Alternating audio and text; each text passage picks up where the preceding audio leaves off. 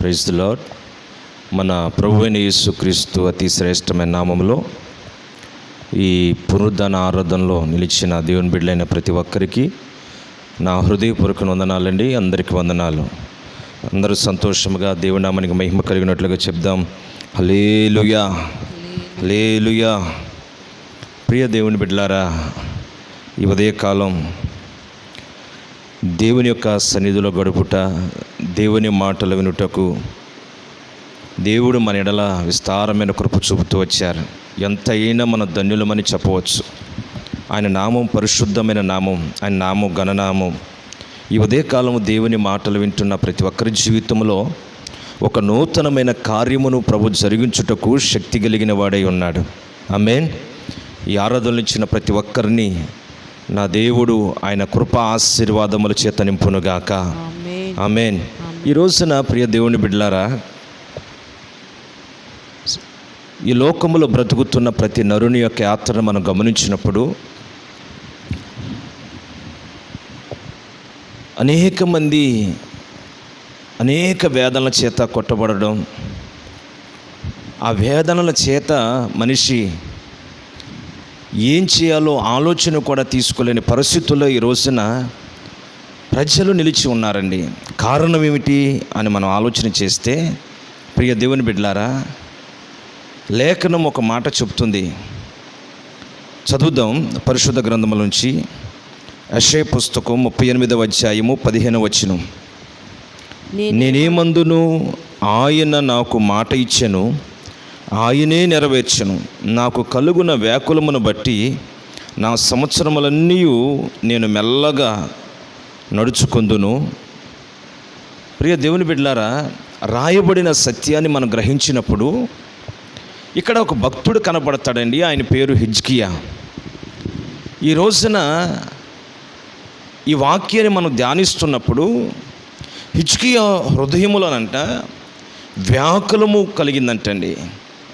వ్యాకులము అంటే అర్థం ఏంటంటే వేదన. హిజ్కియా హృదయంలో ఒక భయంకరమైన వేదన. హిజ్కియా హృదయంలో ఆయనకు కలిగిన వేదనను బట్టి ఆయన దేవుని యొద్దకు మరలినట్లుగా రాయబడింది. ప్రియ దేవుని బిడ్డలారా, ఈరోజు మన జీవితాల్లో కూడా అనేకమైన వేదనలు కలుగుతూ ఉన్నాయి. మన కలుగుతున్న వేదన ఆర్థికమైన ఇబ్బందులను బట్టి వేదన, ఎదుగుతున్న బిడ్డలకు వివాహం చేయలేకపోతున్నాము అని అనేక మంది వేదన పడుతున్నారు. ఈ రోజున పిల్లలకి వేల రూపాయలు ఫీజులు కట్టించుకుంటున్నా వాడు కనీసం ఒక అక్షరం మొక్క నేర్చుకున్నప్పుడు వాని గురించి ఒక వేదన. ఈ రోజున మనం ఆలోచన చేస్తే, ప్రియ దేవుని బిడ్డలారా, ప్రతి విషయంలో వేదన. అనారోగ్య సమస్యలను బట్టి వేదన, వచ్చిన రోగము తగ్గుదో లేదో అని వేదన, ఈ రోజున కరువులు విలయతాండం ఆడుతుంటే వాటిని గురించిన వేదన, ఈ రోజున సరైన తిండి లేక అలాడుతున్న పరిస్థితులు ప్రజల్లో కనబడుతుంటే ఆ కరువులో ఆ తిండి లేని పరిస్థితులు, ఆకలి తీరని వేదన. ఈ రోజున భూలోకమంతా వేసిన విత్తనం ఫలభరితంగా రావట్లేదు. పిల్లలు చూస్తే ఫలించే స్థితిలో కనిపించట్లేదు. ఎదిగిన బిడ్డలకు వివాహాలు చేయలేని పరిస్థితి. కనీసం ఒక ఇంటికి పునాది వేసుకుని చక్కటి ఇల్లు కట్టుకుని దానిలో నివసించుదామంటే కట్టుకోలేని స్థితి, అప్పులు తీర్చలేని స్థితి. ఈ రోజున ప్రియ దేవుని బిడ్డలారా, లోకములో ఉన్న నరాలాడుతున్న ప్రతి నరును మనం గమనించినప్పుడు వేదన వేదన వేదన. సామాన్యమైన మనిషికే ఈ వేదన అని ఆలోచన చేస్తే, ఈ రోజున సామాన్యమైన మనిషికి మాత్రమే కాదండి వేదన. పరిశుద్ధ గ్రంథములో ఈ ఉదయకాలం మనం చదువుతున్నాం. అక్కడ రాయబడిన మాట ఏమిటంటే, ఒక రాజుకే వేదన కలిగించండి. ఒక రాజే వేదన చేత బాధపడ్డాడంటండి. భయంకరమైన వ్యాకులము చెందాడంట. ఈ రోజున పెద్దలు కూడా చాలా సామెతలు చెప్తూ ఉంటారండి. దేనికైనా ముందు ఉందంట కానీ మనోవేదనకు ముందుకు లేదని చెప్తున్నారు. అంటే మనుషులో ఉన్న మనోవేదన తగ్గించే మందు ఈ లోకంలో లేదండి. ప్రియ దేవుని బిడ్డలారా, ఎందుకు ఇన్ని వేదనలు కలుగుతున్నాయి మనిషికి? ఈ వేదనల చేత ఎందుకు మొత్తబడుతున్నాడు? ఒక సామాన్యమైన వ్యక్తికైనా వేదన, రాజుకైనా వేదన, అని ఆలోచన చేస్తే రాజులకి సామాన్యమైన వ్యక్తులకు మాత్రమే కాదని వేదన పరిశుద్ధ గ్రంథములో ఈ యుగాంత సమయాలలో ప్రభు రాబోతున్న ఈ సమయాల్లో జరగబోతున్న విషయాల్ని ప్రభు స్పష్టంగా ఈ పరిశుద్ధ గ్రంథంలో రాసి పెట్టారండి. ఏం జరగబోతున్నాయో ఏం జరుగుతాయో అన్నీ ప్రభు ఈ పరిశుద్ధ గ్రంథంలో రాసి ఉంచారండి. చదువుదాం. యెషయా గ్రంథం 24వ అధ్యాయము. యెషయా గ్రంథం 24వ అధ్యాయము చక్కగా రాయబడిన మాటలు మనం చదివినప్పుడు 4వ వచనం నుంచి చదువుదామండి. యెషయా గ్రంథం 24వ అధ్యాయము 4వ వచనం నుంచి, దేశము వ్యాకులము చేత వాడిపోచున్నది, లోకము దుఃఖము చేత క్షీణించిపోచున్నది, భూజనులలో గొప్పవారు క్షీణించిపోచున్నారు, లోక నివాసులు. అక్కడ 4వ వచనం వరకు మనం చదివినప్పుడు ప్రియ దేవుని బిడ్డలారా, దేశము వ్యాకులము చేత వాడిపోవచ్చున్నది, లోకము దుఃఖము చేత క్షీణించిపోవచ్చున్నది, భూజనుల్లో గొప్పవారు క్షీణించిపోవచ్చున్నారు. ఈ రోజున ఈ వేదనలను బట్టి రాజు మనుషులు పొందుతున్న వేదనలు మాత్రమే కాదండి, బైబిల్లో రాయబడింది దేశమంతా కూడా ఈ వేదన చేత వాడిపోవచ్చున్నదంటండి. అంత మాత్రమే లోకము దుఃఖము చేత, లోకము అంటే ప్రపంచం. ఈరోజు ఒక దేశానికి మాత్రమే కాదు వేదన, ఒక రాజుకు మాత్రమే కాదు వేదన, దేశంలో ప్రజలుతున్న సామాన్య వ్యక్తికి మాత్రమే కాదు వేదన. అక్కడ రాయబడుతుంది ప్రపంచంలో ఉన్న ప్రతి దేశాలకు, ప్రపంచంలో ఉన్న జనములందరికీ వేదన కలుగుతున్న దినాలు ఇవి.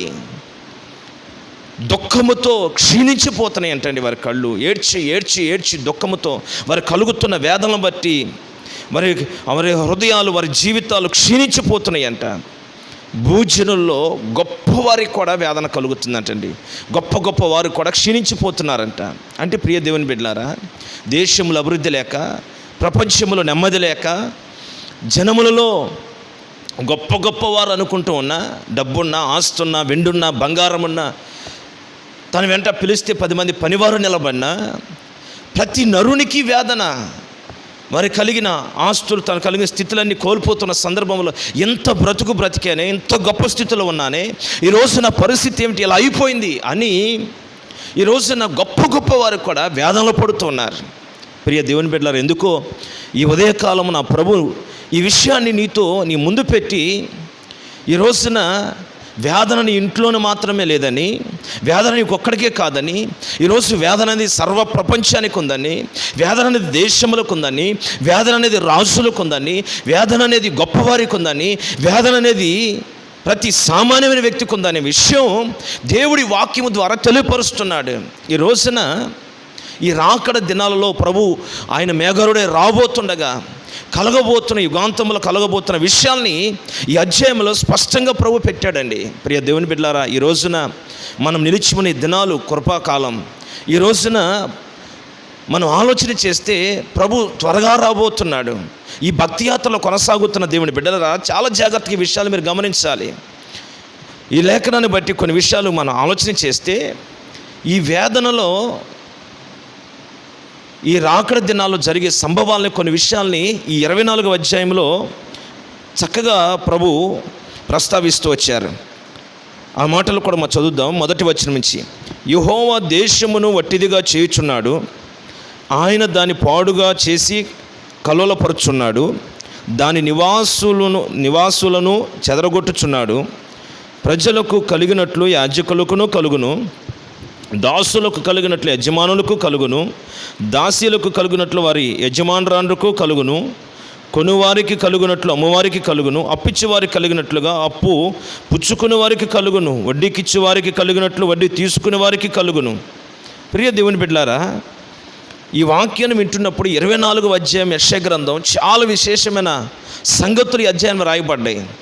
ఈ రోజున ఈ రాకడ దినాల్లో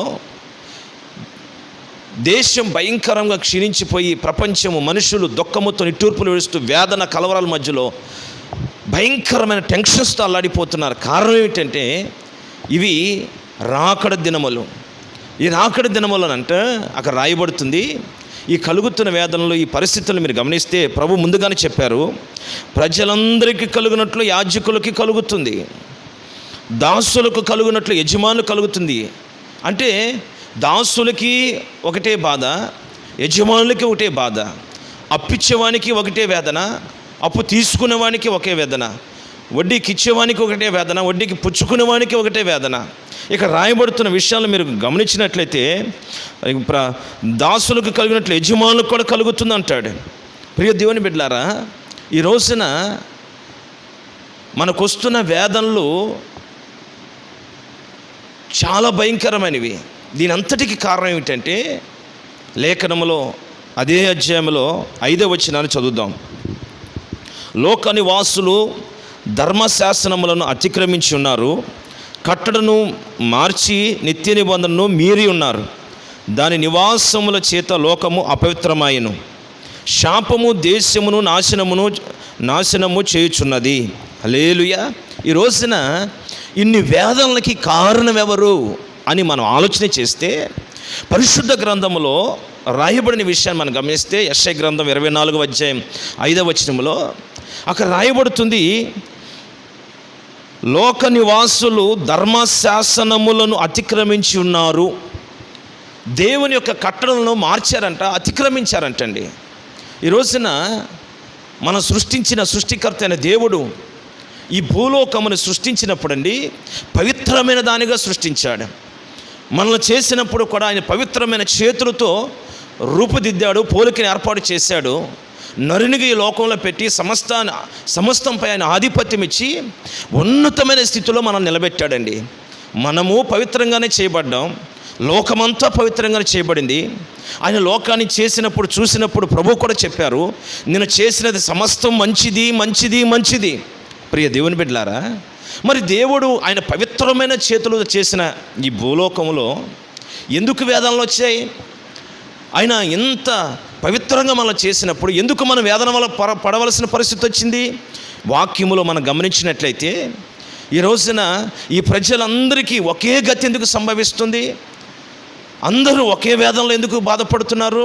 ప్రియ దేవుని బిడ్డలారా, ఒకసారి ఆలోచన చేయండి.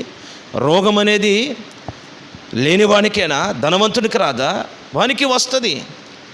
ఈరోజు రోగం అనేది మనకు చుట్టమేం కాదు కదా, మనం తప్పుకుని వెళ్ళిపోవడానికి. ఆర్థిక ఇబ్బందులు అనేది మన చుట్టాలు కాదు కదండి. ఈ రోజున మనకు కలుగుతున్న సమస్యలు, ఇబ్బందులు, ఈ పరిస్థితులు మనం చూసినప్పుడు, ఈ సమస్యలను తలెత్తున్నప్పుడు మన చుట్టాలేం కాదు కదా, అవి మన వద్దకు రాకుండా వెళ్ళిపోవడానికి. ఈ రోజున లెగుస్తున్న రోగమైనా, లెగుస్తున్న తెగులైనా, ఆర్థిక ఇబ్బందులైనా, కుటుంబ సమస్యలైనా, అసమాధాన పరిస్థితులైనా, వీటన్నిటిని బట్టి నీకు చూసినప్పుడు వేదన మనిషిలోకి వస్తుంది, కలవరం పుడుతుంది, కళ్ళు క్షీణించిపోతున్నాయి, దుఃఖము నిట్టూర్పులతో కాలం వెలబుచ్చుతూ ఉన్నారు. ప్రియ దేవుని బిడ్డలారా, దీని అంతటికీ కారణం ఏంటంటే దేవాది దేవుడు మన క్షేమం కొరకు, మన సుఖము కొరకు, మన నెమ్మది కొరకు, ప్రియ దేవుని బిడ్డలారా, ఆయన ఉన్నతమైన శాసనాలు రాసి పెట్టాడండి.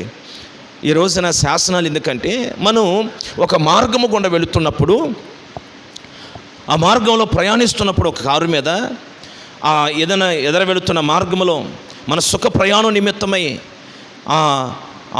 ఆర్ఎన్బి డిపార్ట్మెంట్ వాళ్ళు కాషన్స్ పెడతా ఉంటారండి అక్కడక్కడ. ఆ కాషన్స్లో వెళుతూ ఉండగా టర్నింగ్ వస్తుంది, టర్నింగ్ ఉందని ఒక సింబల్ కనపడుతుంది. లేకపోతే రైట్ టర్న్ తీసుకోవాలన్నప్పుడు ఆ టర్న్ తీసుకుని ఒక సింబల్ కనపడుతుంది.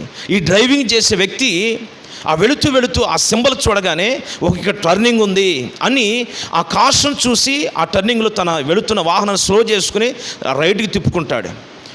ఎప్పుడైతే అక్కడ కాషన్ లేదో, ఇక్కడ అపాయం పొంచి ఉంది అనే కాషన్ లేదో, ఇక్కడ నెమ్మదిగా వెళ్ళాలి అనే కాషన్ లేదో, అప్పుడు ఆ సిగ్నల్ లేని చోట వేగముగా వ్యక్తి వెళ్ళిపోతే అక్కడ యాక్సిడెంట్ అవుతుంది. ఆ మితిమీరిన వేగాన్ని బట్టి యాక్సిడెంట్ అయ్యి చనిపోవాలని పరిస్థితి.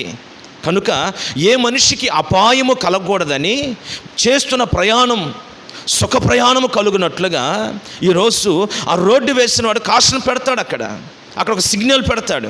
ఆ సిగ్నల్ ఫాలో అవుతూ డ్రైవింగ్ చేసి వెళుతున్నంత కాలం ఎన్ని వేల కిలోమీటర్లైనా క్షేమంగా ప్రయాణం చేయొచ్చండి. మనకు మన ప్రయాణానికి క్షేమం కలుగుతుంది. ప్రియ దేవుని బిడ్డలారా, ఒకసారి ఆలోచన చేస్తే నువ్వు వెళుతున్న ప్రయాణంలో ఒక మనిషి పెట్టిన ఆ ప్రికాషన్స్ పాటించినప్పుడు నీకు క్షేమ ప్రయాణం కలుగుతుంది కదా. మరి నువ్వు బ్రతుకుతున్న ఈ భూలోక బ్రతుకులో నీవు, నీ పిల్లలు, నీ కుటుంబం నీ ఆర్థిక వ్యవస్థ, నీ ఆరోగ్య వ్యవస్థ అన్నిటికీ క్షేమం కలగాలంటే ప్రియ దేవుని బిడ్డలారా, సృష్టించిన దేవుడు నీకు కొన్ని ప్రికాషన్స్ పెట్టాడు. నువ్వు ఎలా నడవాలో, ఎలా జీవించాలో, ఏ పని ఎలా చేయాలో, ఎలా బ్రతకాలో ప్రతీది దేవుడు నీ జీవితాన్ని గురించి ఒక చరిత్ర రాసి పెట్టాడండి. ఆయన పెట్టిన శాసనం ప్రకారం, ఆయన ఆలోచన ప్రకారం ఆలోచన విని నువ్వు నడవగలిగితే తప్పక నీ జీవితంలో సుఖ ప్రయాణం చేస్తావు. నువ్వు ఆరోగ్యంతో వర్ధిల్లుతావు, నెమ్మదితో వర్ధిల్లుతావు. ఈ అనారోగ్య సమస్య నీ దరికి రాదు. నీ బ్రతుకు దినములన్నిట కృపాక్షేమాలతో వర్ధిల్లుతావు. నా ప్రియ దేవుని బిడ్డలారా, దేవుని చిత్తము కూడా ఆయన కృపాక్షేమాలని వెంట ఉంచాలని, సదాకాలమైన నీతో ఉండాలని, నువ్వు గొప్ప ఆశీర్వాదము చేత ఫలించి అభివృద్ధి పొందాలని దేవుని యొక్క ఆలోచన. ప్రియ దేవుని బిడ్డలారా, అయితే ఈ రోజున ఆ దేవుని ఆలోచనను ఈ రోజున చేతులారా దేవుడు రాసిన రాతను మనంతటికి మనమే చెడగొట్టుకుంటున్నాం. ఆయన రాసిన ఆ మంచి శాసనాలని పాటించకుండా ఆ శాసనాలను అతిక్రమించడం ద్వారా ఈ రోజున ఈ భయంకరమైన వ్యవస్థలో మనం పడుతూ వచ్చామండి. ఈ భయంకర వేదన కలవరాల కారణం ఏమిటంటే ఆ వచనములు రాసి ఉంటుంది, భూలోక నివాసులందరూ ధర్మశాస్త్రములను అతిక్రమించి దేవుడు పెట్టిన కట్టడలంట మీరారంటండి, అతిక్రమించారంటండి. ప్రియ దేవుని బిడ్డలారా, వాక్యంలో రాయబడుతుంది, దాని ద్వారా కలిగింది ఏమిటంటే శాపము దేశమును నాశనము చేయుచున్నది. ఈ రోజున శాసనం పెట్టిన దేవుడు ఎవరో తెలుసా నీకు? ఈ రోజున శాసనం రూపించిన దేవుడు ఎవరో తెలుసా? ఆయన గురించి పరిశుద్ధ గ్రంథంలో రాయబడుతుందండి. ఆ శాసనం పెట్టిన దేవుడు ఎంత గొప్ప దేవుడు నువ్వు తెలుసుకుంటే తప్పక నువ్వు ఆ శాసనం ప్రకారం నడుస్తావు, ఆయన నిబంధనల ప్రకారం జీవించడం ప్రారంభిస్తావు. అప్పుడు నీకు, నీ కుటుంబానికి నెమ్మది, క్షేమం కలుగుతుంది. నీ వేదనలన్నీ కొట్టివేయబడతాయి. పరిశుద్ధ గ్రంథములో కీర్తనల గ్రంథం 47వ అధ్యాయం, కీర్తన గ్రంథం 47వ అధ్యాయం మొదటి వచనం, 2వ వచనం మనం చదువుదాం. 2వ వచనం చదవండి. యెహోవా మహోన్నతుడు, యెహోవా మహోన్నతుడు, భయంకరుడు, ఆయన సర్వభూమికి మహారాజై ఉన్నాడు. ఆయన సర్వభూమికి మహారాజై ఉన్నాడు. ఆయన జనములను మనకు లోపరచును. ప్రైజ్ ద లార్డ్, హల్లెలూయా. ప్రియ దేవుని బిడ్డలారా, మన దేవుడు ఎంత గొప్ప దేవుడు అంటే ఆ 47వ అధ్యాయంలో 2వ వచనంలో రాయబడుతుంది, ఆయన మహోన్నతుడు, ఆయన భయంకరుడు. అంటే ఆయన యందు భయభక్తులు మన చూపుటకు యోగ్యమైన దేవుడు, ఆయన పూజించుటకు అర్హత కలిగిన దేవుడు, ఆయన స్తుతించుటకు గణపరచుటకు ఆయన యోగ్యుడు, మహోన్నతుడు, గనుడై ఉన్న దేవుడు. అంత మాత్రమే కాదండి, ఆయన సర్వభూమికి మహారాజు అయి ఉన్నాడు. హల్లెలూయా, చెప్దాం గట్టిగా, హల్లెలూయా. ఈ రోజున సర్వభూమికి అంటే ఈ భూమంతటికి, ఈ భూలోకములో ఇంచుమించు 200 పైగా దేశాలు ఉన్నాయండి. 800 కోట్లకు సుమారు 800 కోట్ల జనాభా ఈ భూలోకంలో బ్రతుకుతున్నారండి. భూలోకానికి మాత్రమే కాదు, భూమికి మాత్రమే కాదు, భూమి మీద బ్రతు ప్రపంచంలో దేశాలకు మాత్రమే కాదు, సర్వభూమికి అంటే ఈ భూలోకములో ఉన్న జీవరాశులన్నిటికీ ఆయనే దేవుడు. ఈ రోజున సముద్రాన్ని సృష్టించినది ఆయనే, ఆకాశంలో సూర్య నక్షత్రాలను ఏర్పాటు చేసింది ఆయనే, ఈ సమస్తాన్ని కలుగు చేసింది ఆయనే. ఈ సర్వభూమికి, ఆకాశమునకు, సమస్తానికి ఆయనే మహారాజు అయి ఉన్నాడు. హల్లెలూయా. రాజు అంటే పరిపాలకుడు, రాజు అంటే సమస్త మీద అధికారము కలిగిన వాడు. ఈ రోజున ఆయన గురించి రాయబడిన మాట ఏమిటంటే ఆయన సర్వభూమికి రాజు అయి ఉన్నాడు. ప్రియ దేవుని బిడ్డలారా, ఈ రోజున లోకములో రాజులు ఉన్నారండి.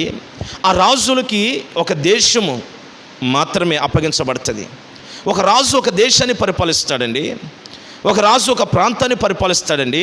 ఇంతవరకు హద్దని ఆ ప్రాంతం వరకు అతను రాజుగా ఉంటాడు. ఆ హద్దు దాటి వెళితే మరొక ప్రాంతంలో ఉన్న రాజు ఊరుకోడు. ఈ రోజున లోకములో పరిపాలించే రాజులు ఉన్నారు, మంత్రులు ఉన్నారు, ప్రధాన మంత్రులు ఉన్నారు, ఈ రోజున సీఎంలో ఉన్న చీఫ్ మినిస్టర్లు ఉన్నారు. అయితే ప్రియ దేవుని బిడ్డలారా, వాళ్ళు ఒక ప్రాంతానికి సంబంధించిన వారు మాత్రమే. అయితే ఈ వాక్యం వింటుండగా మనం ఆరాధిస్తున్న మన ప్రభువుని యేసుక్రీస్తు ఎవరంటే పరిశుద్ధుడు, మహోన్నతుడు, ఆరాధించుటకు యోగ్యుడు, మన ద్వారా పూజింపబడడానికి ఆయన అర్హత కలిగిన దేవునిగా ఉన్నాడు. కారణం ఏంటంటే ఆయన సర్వభూమిని సృష్టిని కలుగు చేశాడు. ఆయన కలుగు చేసిన సృష్టి మీద ఆయనే మహారాజుగా ఆయన సింహాసనాన్ని హెచ్చించుకున్నాడు. ప్రియ దేవుని బిడ్డలారా, ఈ వాక్యం వింటుండగా ఈ రోజున నువ్వు ఆరాధిస్తున్న దేవుడు ఎవరో తెలుసా? నువ్వు చేతులెత్తి స్తుతిస్తున్న దేవుడు ఎవరో ఎరిగి ఉన్నావా? ఆయన ప్రభావం ఏంటి ఎరిగి ఉన్నావా? ఆయన ఎంత గొప్ప దేవుడు ఎరిగి ఉన్నావా? ఆయన చేయబోతున్న అద్భుతమైన మహోన్నతమైన కార్యాలు ఏమిటో నువ్వు ఎరిగి ఉంటే నువ్వు వేదన పడవు. ఈరోజు నీ వేదన కలవరాల కారణం ఏంటంటే ఆ సర్వ భూమిని ఏలుతున్న మహారాజైన దేవునికి అధికారం కింద నువ్వు లేకపోవడమే. ఆయన రాసిన శాసనాల ప్రకారం నువ్వు నడవకపోవడం వలనే ఆయన యొద్ద నుంచి దీవెన నువ్వు పొందుకోలేకపోతున్నావు, ఆశీర్వాదాన్ని పొందుకోలేకపోతున్నావు, ఆయన ఇస్తున్న నెమ్మదిని పొందుకోలేకపోతున్నావు, ఆయన ఇస్తున్న ఆరోగ్యాన్ని పొందుకోలేకపోతున్నావు. ఈ రోజు నీ స్థితి ఈ అస్తవ్యస్తంగా మార్చబడడానికి ఈ భయంకరమైన శ్రమల కారణం ఏమిటంటే ఆ మహారాజు రాసిన శాసనముల ప్రకారం నడవకపోవడమే. ప్రియ దేవుని బిడ్డలారా, ఈ వాక్యం వింటుండగా ఈ లోకంలో ఉన్న రాజు లాంటి వాడు కాదు నా యేసు. సర్వ ప్రపంచాన్ని వెలుతున్న చక్రవర్తి, ఆయన పరిశుద్ధుడు, ఆయన మహారాజు అయి ఉన్నాడు. ప్రియ దేవుని బిడ్డలారా, ఈ రోజున మరి అంతటి మహారాజు రాసిన శాసనాలను నీవు ఎందుకు అతిక్రమిస్తున్నావు? ఆ శాసనాల నుంచి ఎందుకు తప్పుకు నడుస్తున్నావు? ఈ రోజున వాక్యం వింటుండగా అక్కడ రాయబడిన మాటలు మీరు గమనించినప్పుడు మరి ఆయన రాసిన విధుల్ని, కట్టడల్ని ఎందుకు అతిక్రమించి తిరుగుతున్నావు? ఈ రోజున నీ పతనానికి కారణం అదే కదా, నువ్వు క్షీణించిపోవడానికి కారణం అదే కదా, దేశం క్షీణించిపోవడానికి కారణం అదే కదా, సర్వభూలోక జనులు క్షీణించిపోవడానికి కారణం అదే కదా, గొప్ప గొప్ప వారు కూడా క్షీణించిపోవడానికి కారణం అదే కదా, సామాన్యమైన ప్రజలు కూడా క్షీణించిపోవడానికి, వేదన పడడానికి, దుఃఖపడడానికి, ఈ మనోవ్యాకులతతో భయంకరంగా వేదన పడడానికి కారణం నీ మహారాజైన నీ దేవుని శాసనాలని నీవే అతిక్రమించడం ద్వారా, వాటిని అతిక్రమించి ముందుకు వెళ్ళటం ద్వారా లేఖనంలో రాయబడుతుంది, దేశమంతా కూడా శాపముతో నింపబడిందంట.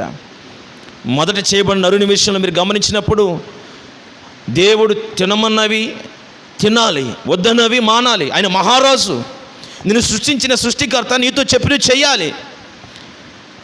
అయితే ఆ మహారాజు అయిన దేవుడు చెప్పినవి ఆదం ఎప్పుడైతే చేయలేదో, వద్దన్నాటిని తిన్నాడో, వెంటనే పాపంలో పడ్డాడు. ఆజ్ఞాతిక్రమ పాపం. ఆ పాపం శాపమై అతని జీవితంలో ఊరేగిందండి. దేవుడు అంటాడండి ఆదికాండంలో 3:17 రాయబడుతుంది. అక్కడ ప్రభు అంటాడు ఆదామును చూసి, ఆదామా, నీ నిమిత్తం నేల శపించబడింది, నీ నిమిత్తం ఈ భూమి శపించబడింది, నువ్వు బ్రతుకు దినములంటే ప్రయాసతోనే బ్రతుకుతావు. ఇదిగో నీకు ఇచ్చిన నీ భార్య ప్రసవ వేదనతోనే తన జీవితాన్ని తన మీద ఉన్న శాపాన్ని తొలగించుకోవాల్సిన పరిస్థితి కలుగుతుంది. ప్రియ దేవుని బిడ్డలారా, వాక్యం వింటుండగా భూమి అంతా శాపంతో నింపబడడానికి కారణం ఏమిటి? ఈ రోజున ప్రసవేదన కారణం ఏమిటి? నీ బ్రతుకులో నెమ్మది లేకపోవడం కారణం ఏంటి? ఈ దేశంలో కలుగుతున్న, ప్రపంచంలో సర్వప్రపంచంలో కలుగుతున్న ఈ శాపానికి కారణం ఎవరంటే ఈ రోజున మనిషే కారణం, దేవుడు కారణం కాదండి. ఆయన మహారాజు అయి ఉన్నాడు. ప్రియ దేవుని బిడ్డలారా, ఈ రోజున ప్రతి ఒక్క మనిషి నేను సృష్టించిన సృష్టికర్తనే ద్వేషించడం ప్రారంభించాడండి. సృష్టించిన సృష్టికర్తనే భయంకరంగా విమర్శించి మాట్లాడడం మనిషి నేర్చుకున్నాడండి, తిరగబడ్డం నేర్చుకున్నాడండి. దేవునికి పూజించవలసిన వాడు, కృతజ్ఞత చెప్పవలసిన వాడు, నన్ను ఇంత రూపుతో చేసేవే, ఇంత అందంగా నన్ను చేసేవే ప్రభా, నా జీవితంలో ఇన్ని మహోన్నతమైన కార్యాలు చేసేవే, నువ్వు గొప్ప దేవుడివయ్యా అని ఆయన గణపరచవలసిన వ్యక్తి ఆయన విమర్శించడం, ఆయన మీద సనగడం, గొనగడం, రకరకాలుగా ఆయనకు వ్యతిరేకంగా తిరగడం. ప్రియ దేవుని బిడ్డలు, ఒకసారి ఆలోచన చేస్తావా? ఈ ఉదయకాలం ఈ వాక్యం వింటుండగా నీకు నీవుగా ఒకసారి ఆలోచించే, నేను సృష్టించిన సృష్టికర్తని ఎన్నిసార్లు నువ్వు బాధ పెట్టావు? వాక్యాన్ని బట్టి మనం ఆలోచన చేసినప్పుడు ఈ రోజున చాలామంది విమర్శిస్తూ ఉన్నారు. చాలామంది సేవకులుగా మాతో కూడా అనే మాటలు ఏమిటంటే, పాస్టర్ గారు అంత గొప్ప దేవుడు మహారాజు అని బోధిస్తున్నావు, మరి ఆయన మహారాజు అయినప్పుడు సర్వ సృష్టికి ఆయన రాజుగా ఉండి పరిపాలన చేస్తున్నప్పుడు మరి ఎందుకండి కరువులు, ఎందుకండి అతివృష్టి, ఎందుకని అనావృష్టి, మరి ఎందుకని భయంకరమైన వెండలు, ఈ వడగాల్పులు, ఈ భయంకరమైన శ్రమలు ఎందుకండి? ఈ రోజున కరువు తల్లాడిపోతున్నామండి, ఈ పరిస్థితులు ఎందుకు కలుగుతున్నాయి అని అడిగే జనము లేకపోలేదండి. ఈ రోజున దేవుణ్ణి విమర్శించే జనం ఎక్కువైపోయారు, దేవునికి పేర్లు పెట్టే జనం ఎక్కువైపోయారు, ఆయన పరిశుద్ధతను కించపరిచే జనం ఎక్కువైపోయారు. నేను సృష్టించిన సృష్టికర్తనే నీ నోటుకొచ్చినట్లు మాట్లాడుతున్నావే. ఈ కరువు, ఈ విపత్తులు, ఈ సునామీలు, ఈ వరదలు, ఈ తెగుళ్ళు, ఈ భయంకరమైన నష్టాలు ఊరేగడానికి దేవుడు కాదని కారణం. ఈరోజు నువ్వు అనుకుంటున్నావు దేవుడు ఇవన్నీ చేస్తున్నాడని. దేవుడే మా ప్రాణాలు తీస్తున్నాడు, మాకు రోగాలు పెడుతున్నాడు, వ్యాధులు పెడుతున్నాడు, మాకు తెగులు పెడుతున్నాడు, దేవుడి ద్వారా ఇవన్నీ మేము ఈ నష్టాన్ని అనుభవిస్తున్నామని నువ్వు అనుకుంటున్నావు. అయితే వాక్యం అంటది, ఆదాముతో ప్రభు చెప్తాడు, నువ్వు చేయవద్దన్నవి చేసావు, వెళ్ళవద్దన్న మార్గంలో వెళ్ళావు, నడవకూడని మార్గంలో నడిచావు, మాట్లాడకూడని నీవు మాట్లాడావు, చేయకూడని సహవాసాల వైపు వెళ్ళావు. ఈ రోజున నాకు దూరమై వేరొక మార్గంలో నువ్వు వెళ్ళావు కనుక నువ్వు వెళుతున్న మార్గం నీ అంతటికి నువ్వే శాపాన్ని తెచ్చిపెట్టుకున్నావు. నువ్వు శాపాన్ని తెచ్చిపెట్టుకోవడమే కాదు, సర్వభూమికి శాపాన్ని తెచ్చిపెట్టే వ్యక్తిగా మార్చబడ్డావు. ఈ రోజున ప్రియ దేవుని బిడ్డలారా, ఈ భూలోకములు, ఈ కష్టాలకి, వేదనలకి, శాపాలకు కారణం ఎవరంటే మనుషులే కారణం, కానీ దేవుడు కాదని కారణం. వాక్యం ఇట్టుండగా ఈ వాక్యంలో అనేక విషయాలు మనం గమనించినప్పుడు, మనిషి మహారాజు అయిన దేవుని మీద ఎప్పుడైతే తిరగబడ్డాడో, ఆజ్ఞ ఎప్పుడైతే అతిక్రమించాడో, వాటి నుంచి ఎప్పుడైతే తప్పుకుని దూరంగా వెళ్ళిపోయాడో, దేవుని సుఖానికి దూరం అయ్యాడు, దేవుడిస్తున్న క్షేమానికి దూరం అయ్యాడు, దేవుడిస్తున్న ఆరోగ్యానికి దూరం అయ్యాడు, దేవుడిస్తున్న ఆ సమృద్ధి అయిన జీవానికి దూరం అయ్యాడు. తినమన్న జీవవృక్షపు ఫలములు తింటే నూరంతలుగా సదాకాలం బ్రతికేవాడు, నిత్యము ప్రభువును స్తుతిస్తూ మరణం లేని వ్యక్తిగా ఉండేవాడు. దేవుడు తినమన్నవి తినలేదు, దేవుడు చేయమన్నది చేయలేదు, ఆయన పెట్టిన శాసనాలు అనుసరించలేదు గనక దేవునికి దూరమై, దేవుని క్షేమానికి దూరమే, దేవుడిస్తున్న ఆశీర్వాదాలు దూరమే ఈ రోజున తనంతా తానే శాపంలో పడి, తానే వేదన తెచ్చుకుని, తానే రోగాలు కొని తెచ్చుకుని, తానే తెగులు కొని తెచ్చుకుని, తానే ఈ శాపకరమైన అనుభవాలు మగ్గిపోతున్నాడండి. నోటిని అదుపు చేసుకోలేక, నీకు ఇచ్చిన చేతుల్ని దేవుని శాసనం ప్రకారం కట్టుకోలేక, నీకు ఇచ్చిన కళని దేవుని వాక్యం చేత అదుపు చేసుకోలేక, ఈరోజు నీకు ఇచ్చిన శరీరం నా ఇష్టం, నా దేహం అన్నట్లుగా నీ స్వచిత్తాన్ని చేసావు.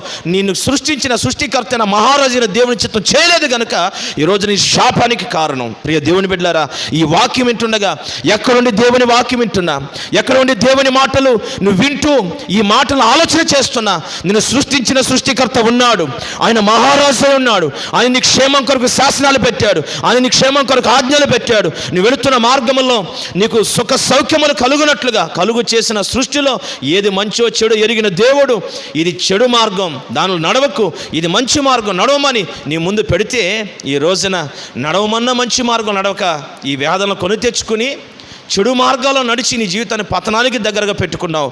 ఎందుకు నా ప్రభు ఈ ఉదయకాలం ఈ వాక్యం ద్వారా నీతో మాట్లాడుతున్నాడు.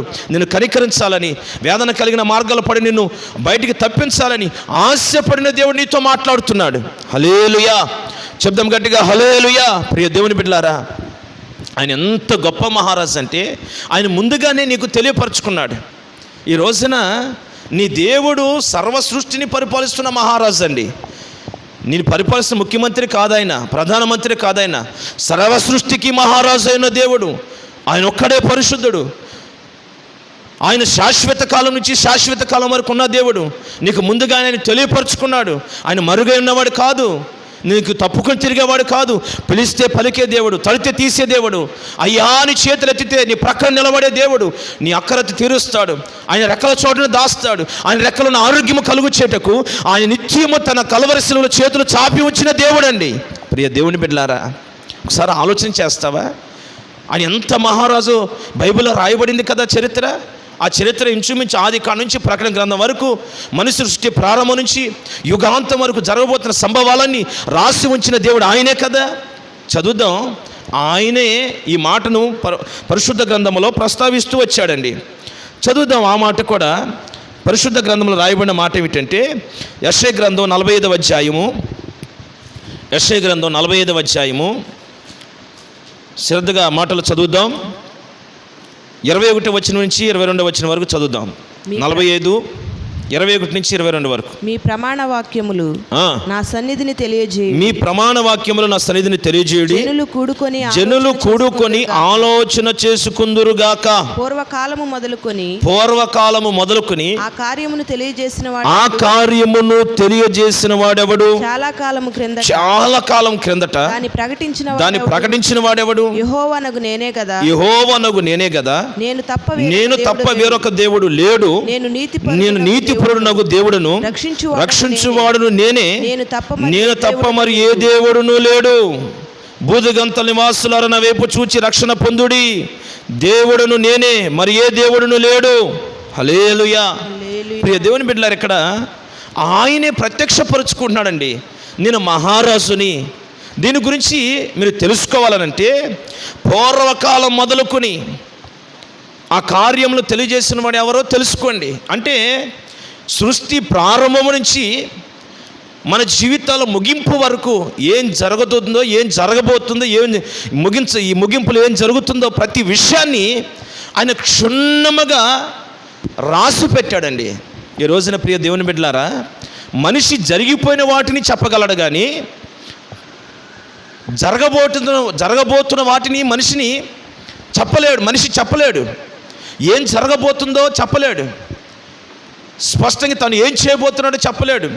మరు క్షణంలో మనిషి ఏమైపోతున్నాడో తనకు తెలియదు. మనిషి పుట్టుట తెలియదు, మనిషి చనిపోవడం తెలియదు. ప్రియ దేవుని బిడ్డలారా, పుట్టిన తర్వాతే మనకి లోకమంతా తెలిసింది. పుట్టిన తర్వాతే మన దేవుడు ఎవరో తెలుసుకున్నాం. చనిపోయే ముందు వరకు మాత్రమే ఈ లోకంలో ఏమేమి జరుగుతున్నాయో తెలుసుకోగలము. కానీ చనిపోయిన తర్వాత ఏం జరుగుతున్న పరిస్థితులు కూడా తెలుసుకున్న పరిస్థితులు ఈ రోజున మనిషి కొనసాగుతున్నాడు. ఈ వాక్యం వింటుండగా మనం ఆరాధిస్తున్న దేవుడు మహారాజు. ఆయన సర్వ సృష్టిని కలుగు చేసి నేను ఇలా కలుగు చేశాను, నిన్ను ఇలా కలుగు చేశాను, నీటిని ఇలా కలుగు చేశాను, ఆకాశ నక్షత్రాలు కలుగు చేశాను అని సమస్తాన్ని రాసి పెట్టాడండి. అంత మాత్రమే కాదు, ఈ రోజున వాక్యం వింటున్న నీవు చరిత్రలోకి వెళ్ళి చూస్తే వేల వేల వేల సంవత్సరాల క్రితం జరిగిన అనుభవాన్ని మీరు గమనిస్తే ఈ రోజున సృష్టిలో 6 దినాలు చేసి 7వ దినం విశ్రమించిన రాయబడింది కదా. ఈ రోజున శాపం ఎందుకు వచ్చిందో రాశాడు కదా, ఆయనే కదా చెప్పింది. నీ కష్టాల కారణం ఏమిటో ఆయనే కదా నీ గురించి తెలియపరిచింది. ఈ రోజున నువ్వు ఎవరో ఉన్నావో ఏమై ఉన్నావో తెలియపరిచింది ఆయనే కదా. ఫరో సైన్యం దగ్గరికి వెళ్ళినప్పుడు ఆ ఫరో ఐగుప్తు దేశంలో 10 అద్భుతాలు చేశాను, అద్భుతాల ద్వారా ప్రజలను విడుదల చేశాను, నీ పితరుల గురించి చరిత్ర రాయబడింది. ఆ చరిత్రను రాసి ఉంచింది ఎవరు? నువ్వు ఆరాధిస్తున్న దేవుడే కదా. ప్రియ దేవుని బిడ్డలారా, ఆకాశం నుంచి వర్షము కురిపించింది ఆయనే. కరువు దినాల్లో కరువు నుంచి ప్రజలు పోషించింది ఆయనే. సముద్రాన్ని ఇశ్రాయేలు ప్రజలకు రహదారిగా మార్చింది ఆయనే. ఎరుకో గోడలు కూల్చింది ఆయనే. సూర్యచంద్ర ప్రజల కోసం నిలబెట్టింది ఆయనే. శత్రువుల మీదకు వస్తుంటే ఆయన ప్రజలను బ్రతికించడానికి వడగండ్ల వర్షం కురిపించింది ఆయనే. ప్రియ దేవుని బిడ్డలారా, సృష్టిని ప్రారంభం నుంచి ముగింపు వరకు నువ్వు చూసినప్పుడు ఈ రోజు వరకు ఈ భయంకరమైన శాపం నుంచి తప్పిస్తూ నిన్ను, నీ పితరుల్ని, నీ పూర్వకాలం నుంచి కూడా ఆయన అనేక సార్లు కనికరం ఉంచాడు, కటాక్షించాడు, తప్పిస్తూ వచ్చాడు, జయమిస్తూ వచ్చాడు, పోషిస్తూ వచ్చాడు. వీటన్నిటిని ఒకసారి గమనిస్తావా? ఈ రోజు నువ్వు భూమి మీదకి రాగలిగావంటే గర్భములో పిండంగా రూపించింది ఆయనే. నీ తల్లి కాదు పిండంగా రూపించింది, నీ తండ్రి కాదు పిండంగా రూపించింది. గర్భంలోంచి బయటకు వచ్చేంత వరకు నువ్వు మగబిడ్డవో ఆడబిడ్డవో తెలియని పరిస్థితుల్లో నువ్వు గర్భంలో పెరుగుతూ వచ్చావు. నా ప్రియ దేవుని బిడ్డలారా, నీ రూపుదిద్దింది, పిండంగా ఏర్పాటు చేసింది నువ్వు ఆరాధిస్తున్న మహారాజు అయిన దేవుడే. ఈ రోజున ఆయన ఒక్కడే దేవుడు, ఆయన తప్పితే వేరొక దేవుడు లేడని ఆయన ధైర్యంగా నిలబడి చెబుతున్నాడు. ప్రియ దేవుని బిడ్డలారా, ఈ మాట చెప్పగలుగుతున్నాడంటే ఆయన ఎంత మహోన్నతుడై ఉన్నాడో, ఎంత మహారాజు ఉన్నాడో ఒకసారి ఆలోచించే. ప్రియ దేవుని బిడ్డలారా, నిన్ను కన్న నీ దేవుడు మాత్రమే రక్షించగలడు. నిన్ను సృష్టించిన సృష్టికర్త మాత్రమే నీకు విడుదల కలుగు చేయగలడు. ఆయన మాత్రం వేదంలోంచి నీ రక్షించగలడు. ఆయన మాత్రమే నీకు క్షేమాన్ని కలుగు చేయగలడు. ఆయన మాత్రమే నీ శ్రమలన్నిటికీ విడుదల కలుగు చేయగలడు. ఈ రోజున నీ వేదనలు తొలగాలన్నా, నీ మీద ఉన్న శాపం తొలగాలన్నా, నీ మీద ఉన్న కరువు అనే ఇబ్బందులు తొలగిపోవాలన్నా, నీకు శరీరమును వేధిస్తున్న రోగం అనే శాపాలు కొట్టివేయబడాలన్నా, నీ సమస్యలన్నిటికీ ముగింపు కలగాలన్నా, నీ బిడ్డల భవిష్యత్తులో ఒక ఆశీర్వాదం చూడాలన్నా, ప్రియ దేవుని బిడ్డలారా ఒకసారి ఆలోచన చేయండి. నిన్ను సృష్టించిన నీ సృష్టికర్తను నువ్వు జ్ఞాపకము తెచ్చుకొని ఆయన గురించి ఆలోచన చేసి, నిజమే కదా ప్రభువా, నన్ను సృష్టించిన సృష్టికర్తవ నీవు ఇంత మహోన్నతుడివై ఉన్నావా, ఇంత మహారాజువై ఉన్నావా నా ప్రభువా, నిన్ను ఎరుగక, నిన్ను పూజించక, నీ యొద్దకు రాక ఈ భయంకరమైన శాప వేదాలను మగ్గాను ప్రభా. నీ శాసనాన్ని అనుసరించలేదు, నువ్వు పెట్టిన విధులను అనుసరించలేదు, నేను అటు అతిక్రమించి పాపంలో పడి పాపం వల్ల మరణం వల్ల శాపం ఆ అనుభవాల్లో నేను నడిపించబడ్డాను ప్రభా. ఈ రోజును నీ వాక్యం విన్నాను ప్రభా, నీ మాట వింటున్నానయ్యా. ఇంత గొప్ప దేవుణ్ణి కోల్పోయి నేను పుట్టిన దగ్గర నుంచి ఈ రోజు వరకు క్షీణించిపోయి బ్రతుకుతూనే ఉన్నాను, అప్పుల సమస్యలు ఊరేగుతున్నాను, వేదన కలవరాల మధ్యలో ఉన్నాను, భయంకరమైన శ్రమలు అనుభవిస్తూ అయ్యా ఒంటరి పక్షిలాగా కుమిలిపోతున్నానయ్యా. ఈ ఉదయకాలం ఈరోజు ఈ ఆరాధనలో అయ్యా మీ దాసుని చేత ఈ మాట నాతో మాట్లాడావు. ఈ రోజైనా ఆ మహారాజుని నేను తెలుసుకుని నేను పడిన గుంటలోంచి బయటకు వచ్చేటట్లుగా నీ చేయి పట్టుకుంటాను ప్రభా, నీ వైపు తిరుగుతాను ప్రభా. నన్ను కనికరించవా, నన్ను కటాక్షించవా, నా మీద జాలి చూపవా, ఈ తెగుల నుంచి కాపాడవా, ఈ సమస్య నుంచి కాపాడవా అని ప్రియ దేవుని బిడ్డలారా నీ చేతిని ఆయనకి అందించగలిగితే, ఆయన వైపుని తిరగగలిగితే ఆ మహారాజు యొక్క ఔన్నత్యమును మహోన్నతను ఆ ఉన్నతమైన ఆ దేవుణ్ణి నువ్వు గౌరవపరిచి ఆయన ఎడల భక్తి చూపించి ఆ గొప్ప దేవుని ఆ మహారాజు ఎదుట సాగిలపడి ఎక్కడైనా నీ శాసనాల ప్రకారం నడుస్తాను, నీ ఆలోచన ప్రకారం నడుస్తాను, నా బ్రతికిని దీవెనకరంగా నీ మార్చుకుంటానయ్యా, ఆ మార్గాలను నడిపించబడతాను ప్రభా. నన్ను నా కుటుంబాన్ని నా బిడ్డలను ఆశీర్వదించు ప్రభా అని నువ్వు అడగగలిగితే నా దేవుడు ఈ రోజే ఆయన చేతి నీ కొరకు చాపును గాక, ఈ రోజే ఆయన హస్తం నేను ముట్టును గాక, ఈ రోజే నీ కరువులోంచి విడుదల కలుగు చేయను గాక, నీ దేశంలో నెమ్మది కలుగు చేయను గాక, సర్వభూలోకమైన నా దేవుడు రక్షణలోకి నడిపించును గాక. నా ప్రియ దేవుని బిడ్డలారా ఈ వాక్యం వింటుండగా ఒక రోషము కలిగిన దేవుని బిడ్డపై సత్యతనముతో భక్తి చేయక, బలహీనతలు నిలిచి ఉండక, ఇంకా దేవుని విడిచి తిరగక, అతిక్రమించక ఆయన పరిస్థితుల్ని ప్రియ దేవుని బిడ్డలారా ఈ రోజైనా దేవుని దగ్గర ఒక రోషం కలిగి భక్తి చేయడానికి నీ దేవుడు మహారాజు ఉన్నాడని, పరిశుద్ధుడై ఉన్నాడని ఆయన వైపు నువ్వు తిరగగలిగితే నా దేవుడు తప్పక ఆయన సంపూర్ణమైన రక్షణ నీకు నీ కుటుంబానికి అనుగ్రహించునుగాక. అందరూ చెప్దాం గట్టిగా హల్లెలూయా, చెప్దాం గట్టిగా హల్లెలూయా, హల్లెలూయా. ప్రియ దేవుని బిడ్డలారా లేఖనంలో కూడా ప్రభు ముందుగానే తెలియపరిచాడు. ద్వితీయోపదేశకాండం మీరు తర్వాత చదువుకోండి, 28వ అధ్యాయంలో రాయబడుతుంది, 1వ వచనం నుంచి 15వ వచనం వరకు. ఆ దేవుడు నీకు అన్ని ముందుగానే తెలియపరిచాడు. ఆ మహారాజు అయిన దేవుడు ఏమని తెలియపరిచాడు? నా మాట శ్రద్ధగా వినిన ఎడల ఈ భూలోకములో అంటే సర్వ ప్రపంచంలో ఉన్న జనములందరికంటే నేను నిన్ను బహుగా ఆశీర్వదిస్తాను, అత్యధికంగా నిన్ను దీవిస్తాను. ప్రియ దేవుని బిడ్డలారా దేవుని మాట ఎవరైతే వింటారో సమస్త జనముల కంటే ఎక్కువగా నువ్వు దీవించబడతావు. దేవుని మాట విన్నవారు దీవించబడతారు. వారికి ఏ కొద్ది ఉండదండి. ఆ మొదటి వచనం నుంచి ద్వితీయోపదేశకాండం 28వ అధ్యాయం 15-14 వచనం వరకు శ్రేష్టమైన ఆశీర్వాదాలు అన్నీ రాయబడి ఉన్నాయండి. నీ ఎదుట శత్రువు నిలబడలేడు, నీ గర్భము ఉడికిపోయిన పరిస్థితుల్లో బిడ్డలు పుట్టలేని పరిస్థితులు ఉండదు, నీకు ఏది కొదువనే మాట ఉండదు. ఎప్పుడు నిత్యము ద్రాక్షరసం ధాన్యం అన్ని కొట్టలో సమృద్ధిగా ఉంటాయి. దేవుడే కంచి వేసి కాపాడుతాడు, అపాయం నుంచి తప్పిస్తాడు. నీ దేశంలో నెమ్మది ఉంటుంది, ఏ తెగులు నీ దేశానికి రాదు. నీకు ఐగుప్తులు సోకిన ఏ తెగులు నీ ఎద్దకు రానివ్వను, నేను స్వస్థపరచు యెహోవా నేనే. ఎన్నో వాగ్దానాలు దేవుడు దాచి ఉంచాడండి. ప్రియ దేవుని బిడ్డలారా ఆ మహారాజు చెప్పిన మాట నువ్వు శ్రద్ధగా విని ఆ మాట ప్రకారం ఈ రోజు నుంచి నడవను ప్రారంభిస్తే ఈ భూలోకములో సకల దీవెనల చేత నువ్వు నింపబడతావు. ఆ 15వ వచనం నుంచి ఆ ద్వితీయోపదేశకాండం చివరి వరకు చదివితేనండి అక్కడ కూడా నా మాట శ్రద్ధగా వినన ఎడల అనే మాట రాసి ఇంచుమించు ఒక 105 వరకు శాపాలన్నీ రాసి పెట్టాడు. ప్రియ దేవుని బిడ్డలారా దేవుని మాట ఎప్పుడైతే దగ్గర నుంచి వెళ్ళిపోతావో ఈ రోజున అనుభవించవలసిన ఆశీర్వాదాలకు ప్రతిగా అన్నిట్లో శాపాన్ని అనుభవిస్తావు. కష్టం నీది, అనుభవించేది వేరొకడు. నీ చేతిలో బిడ్డను పెంచుకుంటావు, వాడు వేరొక సాతాను చేతిలో పడిపోతాడు. కట్టుకుని ఇంట్లో నీవు కాపురం ఉండవు, సంపాదించుకున్న ఆ సంపద నువ్వు అనుభవించే పరిస్థితి లేదు, వండుకున్న ముద్ద నువ్వు తిన్నావు, పరుల పాలైపోతుంది. ఈ రోజున కంటిన్యూ నిద్ర ఉండదు, శత్రు కొలసొమ్మగా నువ్వు తీసుకుని వెళ్ళిపోతాడు. భయంకరంగా ఆరోగ్యం అనుభవించవలసిన నీవు అనారోగ్యం అనేది నీలోకి వచ్చి నీ ఆరోగ్యాన్ని పాడు చేసే పరిస్థితి, కళ్ళు క్షీణించిపోతాయి, దేశం క్షీణించిపోతుంది, సర్వప్రపంచం క్షీణించిపోయే పరిస్థితులు. ఎంతటికి కారణం యెహోవా మాట, మహారాజు అయిన దేవుని మాటను శ్రద్ధగా వినకపోవడం ద్వారా ఈ శాపములన్నీ అనుభవించవలసిన పరిస్థితి. మాట వింటే ఈ భూలోకంలో నా దేవుడిని ఆశీర్వదిస్తాడు. నువ్వు మాట వింటే నీకు గర్భఫలం ఇస్తాడు. నువ్వు మాట వింటే నీ బిడ్డలు ప్రయోజకులుగా మారుస్తాడు. నువ్వు మాట వింటే నిలిచిన భూమి మీద శాపాన్ని దేవుడు తొలగిస్తాడు. ఆయన మాట వింటే నీకున్న సమస్త కరువులు తొలగిపోతాయి. ఏ శత్రువు నీ ఎదుట నిలబడలేడు. హల్లెలూయా, చెప్దాం గట్టిగా హల్లెలూయా. ప్రియ దేవుని బిడ్డలారా, ఈ రోజున ఒక్కసారి నువ్వు ఏ స్థితిలో ఉన్నావో ఆలోచన చేసుకో. ఈ రోజున ఈ భయంకరమైన పాప శాపాలకి కారణం నీవే అనే సంగతి నువ్వు ఆలోచన చేసుకో.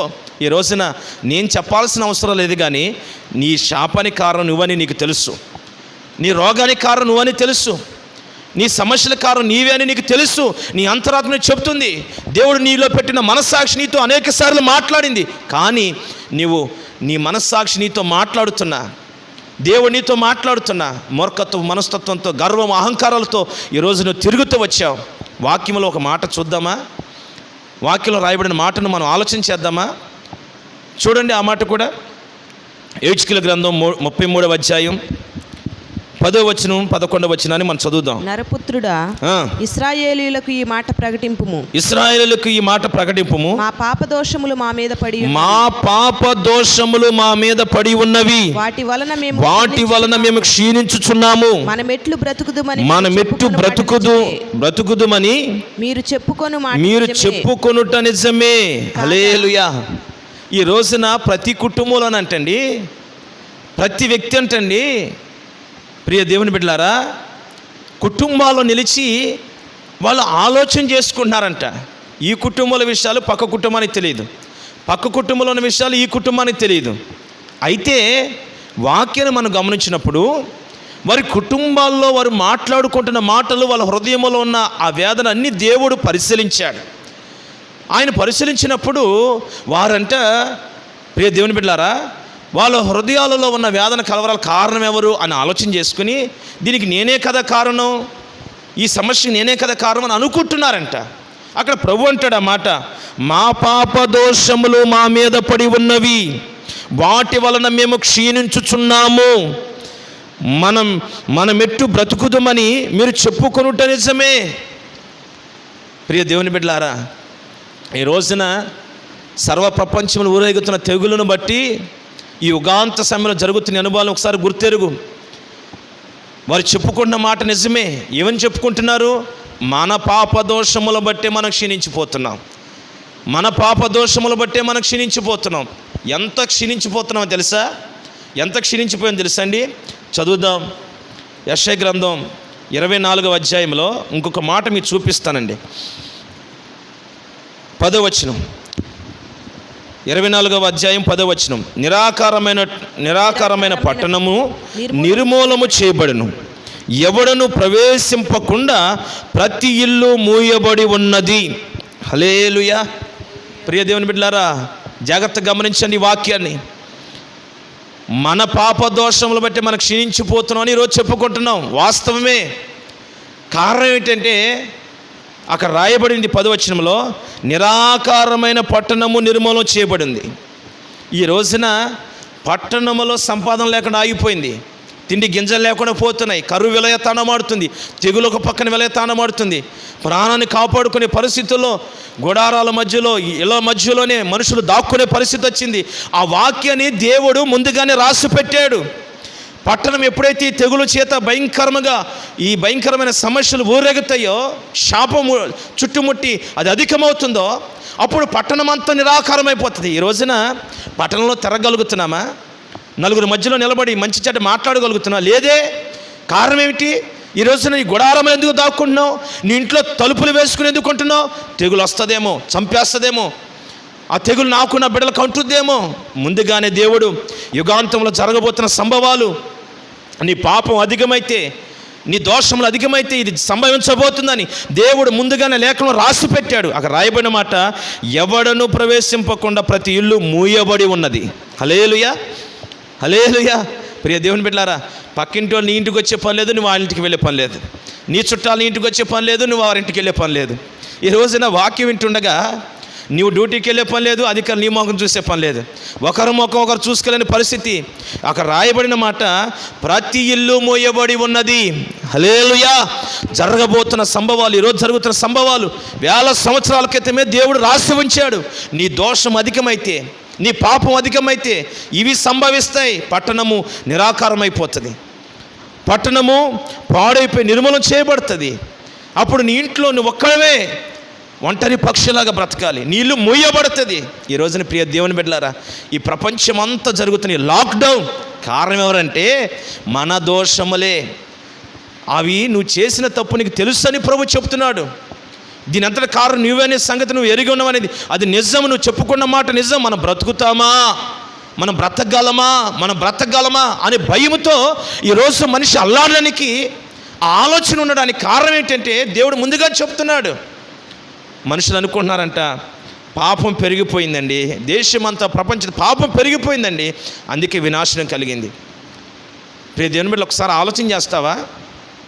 ఒక తాగుబోతు, మీరు ఆలోచన చేయండి, తాగుతున్న వ్యక్తిని మీరు ఆలోచన చేస్తే, ఆ తాగుబోతు తాగుతున్నప్పుడు అనుకుంటాడు, తాగితే నా లివర్లు పాడైపోతాయి, కిడ్నీలు పాడైపోతే నేను చనిపోతాను త్వరగా. వాడికి తెలుసు ఈ తాగితే చనిపోతానని తెలిసి కూడా తాగుతున్నాడండి. వ్యభిచారం చేస్తే లేనిపోయిన ఏడుస్తూ మా భయంకర రోగాలు వస్తే అదొక శాపం, కుటుంబం కూడా పాడు చేసుకుంటాను అని తెలుసండి. తెలిసి కూడా వ్యభిచారంలో కొనసాగుతున్నాడు, తెలిసి కూడా అక్రమ సంబంధాలు కొనసాగుతున్నాడు. సిగరెట్ తాగే వ్యక్తి మీరు గమనించండి, ఆ తాగుతున్న పెట్టి మీద రాస్తుంటుంది, ఇది ప్రాణానికి అపాయాన్ని కలుగు చేస్తుంది, నీ ప్రాణం పోగొడుతుందని, నీ ప్రాణానికి అపాయం ఉందనే సంగతి ఒక సూచన అక్కడ రాయబడుతుందని దాని మీదే.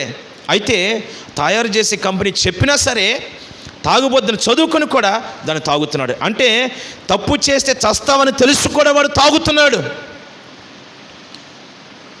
వివాహమై భార్య భర్తలకు జీవిస్తున్న వ్యక్తులు దేవుడి యొక్క నిబంధనలు మీరి అక్రమ సంబంధం నడుస్తూ వాడికి తెలుసు, నేను అక్రమ సంబంధం పెట్టుకుంటే నా భార్య నుంచి దూరం అయిపోతాను, నా భర్త దూరం అయిపోతాడు, కుటుంబ పిల్లలు ఒంటరి వాళ్ళు అయిపోతారు, తెలుసు కూడా అతడు పాపంలో నిల్చున్నాడు.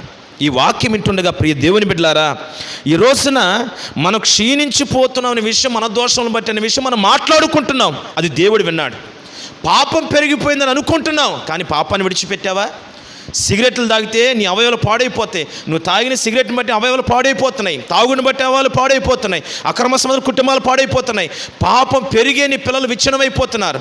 ఈ రోజున నీవు, నీ కుటుంబం నీ పిల్లలు దేవుని పవిత్రమైన కుటుంబంగా జీవించవలసిన నీవు దూరమైపోయి శాపకరమైన కుటుంబాల బ్రతన కారణం ఏమిటంటే నీ వ్యసనాలు, నీ అక్రమ సంబంధాలు, నీ తాగుడు, నీ జూదం, నీ నోటించి మాట్లాడుతున్న భయంకర దుర్మార్గమైన మాటలు, కలహం, ద్వేషం, ఈర్ష్య, పక్కన వారి ఆస్తులు ఆక్రమించుకోవడం. ఈ రోజున ప్రియ దేవుని బిడ్డలారా, పక్కన వారిని పొరుగు వారిని ఆశిస్తే అది నీకు శాపమని ప్రభు చెప్పాడే. తల్లిదండ్రులను సన్మానించాలని చెప్పాడే, మరి సన్మానిస్తున్నావా? సన్మానించకుండా తల్లిదండ్రులు ఎదురు తిరిగి తిరగబడుతున్నావు కదా, దానివల్ల కదా ఈ శాపం అంతా. ఈ రోజున వ్యాకులతకు కారణం, నీ మనోవేదనకు కారణం విషయాలు చక్కగా ఈ పరిశుద్ధ గ్రంథంలో దేవుడు తెలియపరుస్తూ వచ్చాడు. ఈ విన్న తర్వాతైనా ఒకసారి నీకు నువ్వు ఆలోచన చేసుకుని ఈ రోజైనా నీ దేవుడి వైపు తిరిగితే నా దేవుడు తప్పక నీకు రక్షణ కలుగు చేస్తాడు. నా దేవుడు నీ పడిన శాపం నుంచి, పాపం నుంచి విడుదల కలుగు చేస్తాడు. నీవు ఆయన దగ్గరికి వెళ్ళకముందే నిన్ను సృష్టించిన సృష్టికర్తని దేవుడు నిన్ను ప్రేమించి ఆకాశం మందు నుంచి ఆయన కనుదృష్టి నిలిపి చూస్తూ ఉన్నాడంట. చదువుదాం ఆ వాక్యాన్ని కూడా. కీర్తన గ్రంథం 14వ అధ్యాయం 2వ వచనం. కీర్తన గ్రంథం 14వ అధ్యాయం 2వ వచనం. వివేకము కలిగి దేవుని వెదకువారు కలరేమో అని యెహోవా ఆకాశము నుండి చూచి, వివేకము కలిగి దేవుని వెదకువారు కలరేమో అని యెహోవా ఆకాశము నుండి చూచి నరులను పరిశీలించెను. అప్పుడు అందరూ చెడిపోయి కనపడ్డారంట. హల్లెలూయా, చెప్దాం గట్టిగా హల్లెలూయా. ప్రియ దేవుని బిడ్డలారా, నీవు ఆయన వైపు తిరగకముందే నేను సృష్టించిన సృష్టికర్త నీ వైపు తిరిగాడు. పూర్వకాలం నుంచి నీ పితరుల వైపు తిరిగాడు, నీ తండ్రుల వైపు తిరిగాడు, నీ తాతల వైపు తిరిగాడు. ఈరోజు నీ వైపు కూడా ఆయన చేతిలో చాపి ఉంచాడు. ఇదిగో మహారాజు అయిన నా వైపు మీరు తిరిగితే నేను మిమ్మల్ని రక్షణలో నడిపిస్తాను, మీ అంత కలిగిన సమస్తాన్ని కాపాడుతాను, అని ప్రభు చెప్తూ ఆ వచనంలో మీరు చూస్తుంటండి, యెహోవా ఆకాశము నుండి చూచి నరులను పరిశీలించెను. హల్లెలూయా. అయితే నరులు ఏ స్థితిలో ఉన్నారు? మొదటి వచనం చదువుదాం, 14వ అధ్యాయం మొదటి వచనం చదువుదాం. నరులు ఏ స్థితిలో ఉన్నారు? అప్పుడు దేవుడు లేడని బుద్ధిహీనులు తమ హృదయములో అనుకొందురు. వారు చెడిపోయిన వారు అసహ్య కార్యములు చేయవారు. హల్లెలూయా. చెప్దాం గట్టిగా, హల్లెలూయా. హల్లెలూయా. ప్రియ దేవుని బిడ్డలారా, మనిషి పాపములో పడి చెడిపోయి వ్యసనాక్రాంతుడైపోయి తన జీవితాన్ని పాడు చేసుకుని ఆ పాపపు మోజులో ఉండి దేవుడు లేడని మాట్లాడుతున్నారంట. ఈ రోజున సృష్టికర్త అయిన దేవుడు లేడని మాట్లాడిన కారణం ఏంటంటే నీ వ్యసనాలు నీ పాపలే కారణమని వాక్యం చెప్తుంది కీర్తన గ్రంథంలో. దేవుడు ఆకాశం మందు నుండి చూచి ఈ భూమి అంతా పరిశీలించాడంటండి. ఆకాశం చూచి నరులను పరిశీలించాడంట. ఎందుకు పరిశీలించాడు? వివేకము కలిగి వెదుకువారు కలరేమో అని. అంటే మన బ్రతికించే దేవుడు ఉన్నాడా అని జనులు ఎదుగుతారేమోనని, ఆశీర్వాదం కొరకు ఎదుగుతారేమోనని, ఆరోగ్యం ఇచ్చే దేవుని వైపు చూస్తారేమోనని, సృష్టించిన సృష్టికర్త వైపు చూసి ఆయన ఇస్తున్న దీవెనలు పొందుకుంటారేమోనని, మనుషులను అందరినీ ఆశీర్వదించడానికి సృష్టించిన సృష్టికర్తన మహారాజైన దేవుడు ఆకాశమందుండి భూలోకం వైపు చూస్తూ ఆశీర్వదించిన నరులను పరిశీలించాడండి. అయితే నరులు ఏమనుకుంటున్నారంటే దేవుడు లేడు, గీవుడు లేడు, దేవుడుంటే ఈ గతులు ఎందుకు పడితే దేవుడు లేడు. ఎవరు దేవుడు లేడని చెప్తారో తెలుసండి? ఎవరు ఆ పరిశుద్ధ దేవుని నమ్మరో తెలుసండి? ఆ పరిశుద్ధ దేవునికి సన్నిధిలో ఆరాధన చేయకుండా స్తుతించకుండా ఎవరు ఉంటారో తెలుసండి? ప్రియ దేవుని బిడ్డలారా, పాపములో ఉన్నవాడు, అక్రమాల్లో ఉన్నవాడు, వ్యసనాల్లో ఉన్నవాడు, కళ్ళు మూయబడ్డవాడు, లోక సంబంధ కార్యాలు ఉన్నవాడు, భయంకర అసూయ, ద్వేషం, కలహాలతో, గొడవలతో నింపబడిన హృదయాలు దేవుని వైపు తేటగా చూడలేవు. ఆయన పరిశుద్ధుడు, పాపము లేనివాడు, పాపంలో చేరనివాడు, ప్రత్యేకమైన వాడు. నా ప్రియ దేవుని బిడ్డలారా, ఈ వాక్యం వింటుండగా ఆయనే వివేకము కలిగి వెదుకువారు ఎవరైనా ఉన్నారేమోనని, అంటే కృతజ్ఞత కలిగి ఆలోచన చేసి ఇవన్నీ చేసిన ఆయన కదా, చేసిన ఆ మహారోజుని స్తుతిద్దాము, గణపరుద్దాం, మహింపరుద్దామని ఎవరైనా ఆయన వైపు చేతులెత్తుతారేమో వారిని ఆశీర్వదిద్దామని మనుషులందరినీ దేవుడు పరిశీలిస్తూ ఉన్నాడు. హల్లెలూయా. చెప్దాం గట్టిగా, హల్లెలూయా. ప్రియ దేవుని బిడ్డలారా, అయితే ఈ రోజున మనిషి భయంకరమైన పాపల పడి తనంతకు తాను కలుగు చేసుకుని ఇంకా మన బ్రతకలేం, మన వల్ల కాదు అనుకుంటూ వేదన పడుతూ ఉన్నాడండి. ఆ హెచ్కేల్ గ్రంథం 33వ అధ్యాయం 11వ వచనాన్ని కూడా చదివితే, కాగా వారితో ఇట్లనుము, నా జీవము తోడు దుర్మార్గుడు మరణము నొందుట వలన నాకు సంతోషము లేదు, దుర్మార్గుడు తన దుర్మార్గత నుండి మరలి బ్రతుకుట వలన నాకు సంతోషము కలుగును. కనుక మీరు మనసు తిప్పుకోండి, మీరెందుకు చనిపోతారు? ప్రియ దేవుని బిడ్డలారా, ఈ రోజున ఈ భయంకరమైన తెగుల నుంచి, ఈ కరోనా వైరస్ నుంచి, రోగాల నుంచి, శాపాల నుంచి విడుదల పొందాలంటే తప్పక దేవుడు అంటాడు, నువ్వు దుర్మార్గతలోనే చనిపోవడం నా చిత్తం కాదు. దుర్మార్గుడు చనిపోతేనే సంతోషించేవాని కాదు. తాగుబోతుగా వ్యసనపరుడిగా అక్రమాలు చనిపోయి నువ్వు అగ్నిహారాన్ని పురుగు చావని నరకానికి వెళ్ళిపోవడం నాకు సంతోషం కాదు. నేను సృష్టించిన సృష్టికర్త వేదన పడుతున్నాడు, కలవరపరుస్తున్నాడు, నిన్ను గురించి కన్నీరు విడుస్తున్నాడు. ప్రియ దేవుని బిడ్డలారా, ఈ రోజు నీ కళ్ళు తెరవబడవా? ఈ రోజున నీ వివేచన తెచ్చుకోవా? ఈ రోజున జ్ఞానంగా నువ్వు ఆలోచన చేయవా? ఈ విపత్తులోంచి ప్రపంచాన్ని కాపాడేది ఎవరు అని ఆలోచన చేయవా? ప్రభు అంటారు అక్కడ, దుర్మార్గుడు తన దుర్మార్గతలో చనిపోవడం నాకు సంతోషం కాదు. దుర్మార్గుడు తన దుర్మార్గతను విడిచి మరలి అతను దేవుని వైపు తిరిగి వెదిగితే అతడు బ్రతుకుతాడు, అతడు క్షేమాన్ని పొందుతాడు, తన జీవితాన్ని కాపాడుకుంటాడు. అప్పుడు వాడు బ్రతుకుట ద్వారా నాకు సంతోషం అని చెప్తున్నాడు. ఈ రోజున మరి నువ్వేమనుకుంటున్నావంటే దేవుడు నన్ను చంపుతున్నాడు, దేవుడు నన్ను పాడు చేస్తున్నాడు, దేవుడే తెగులను తీసుకొచ్చి నష్టపరుస్తున్నాడు అని దేవుని విరోధంగా మాట్లాడుతున్నావు. అవన్నీ దేవుని వల్ల కలుగుతున్నాయి కాదు. నువ్వు తెచ్చిపెట్టుకున్నావు మరణం, నువ్వు తెచ్చిపెట్టుకున్నావు శాపం, నువ్వు తెచ్చిపెట్టుకున్న వీలైతానమడుతున్న తెగులు, వీటంటే నువ్వే కారణం. కనుక ప్రియ దేవుని బిడ్డ, ఆలోచన చేసుకుని ప్రభు నీకు పిలుపునిస్తుండగా ఆయన వైపు తిరిగి నువ్వు ఏ దుర్మార్గతలో దాన్ని విడిచి యేసయ్య కల్వరి శిలువలో కార్చిన రక్తము ద్వారా నీ జన్మ కర్మ పాపములు కడుక్కొని దేవుని బిడ్డగా చేర్చబడితే ఆయన కుమారునిగా హక్కు పొందుకుంటావు. పరలోకం నుంచి దేవుడు ఇస్తున్న ప్రతి ఆశీర్వాదాన్ని నువ్వు అనుభవించుదువుగాక, నీ పిల్లలు నువ్వు అనుభవించుదువుగాక. ఒక రెండు చరిత్రలో చెప్పి ముగిస్తానండి.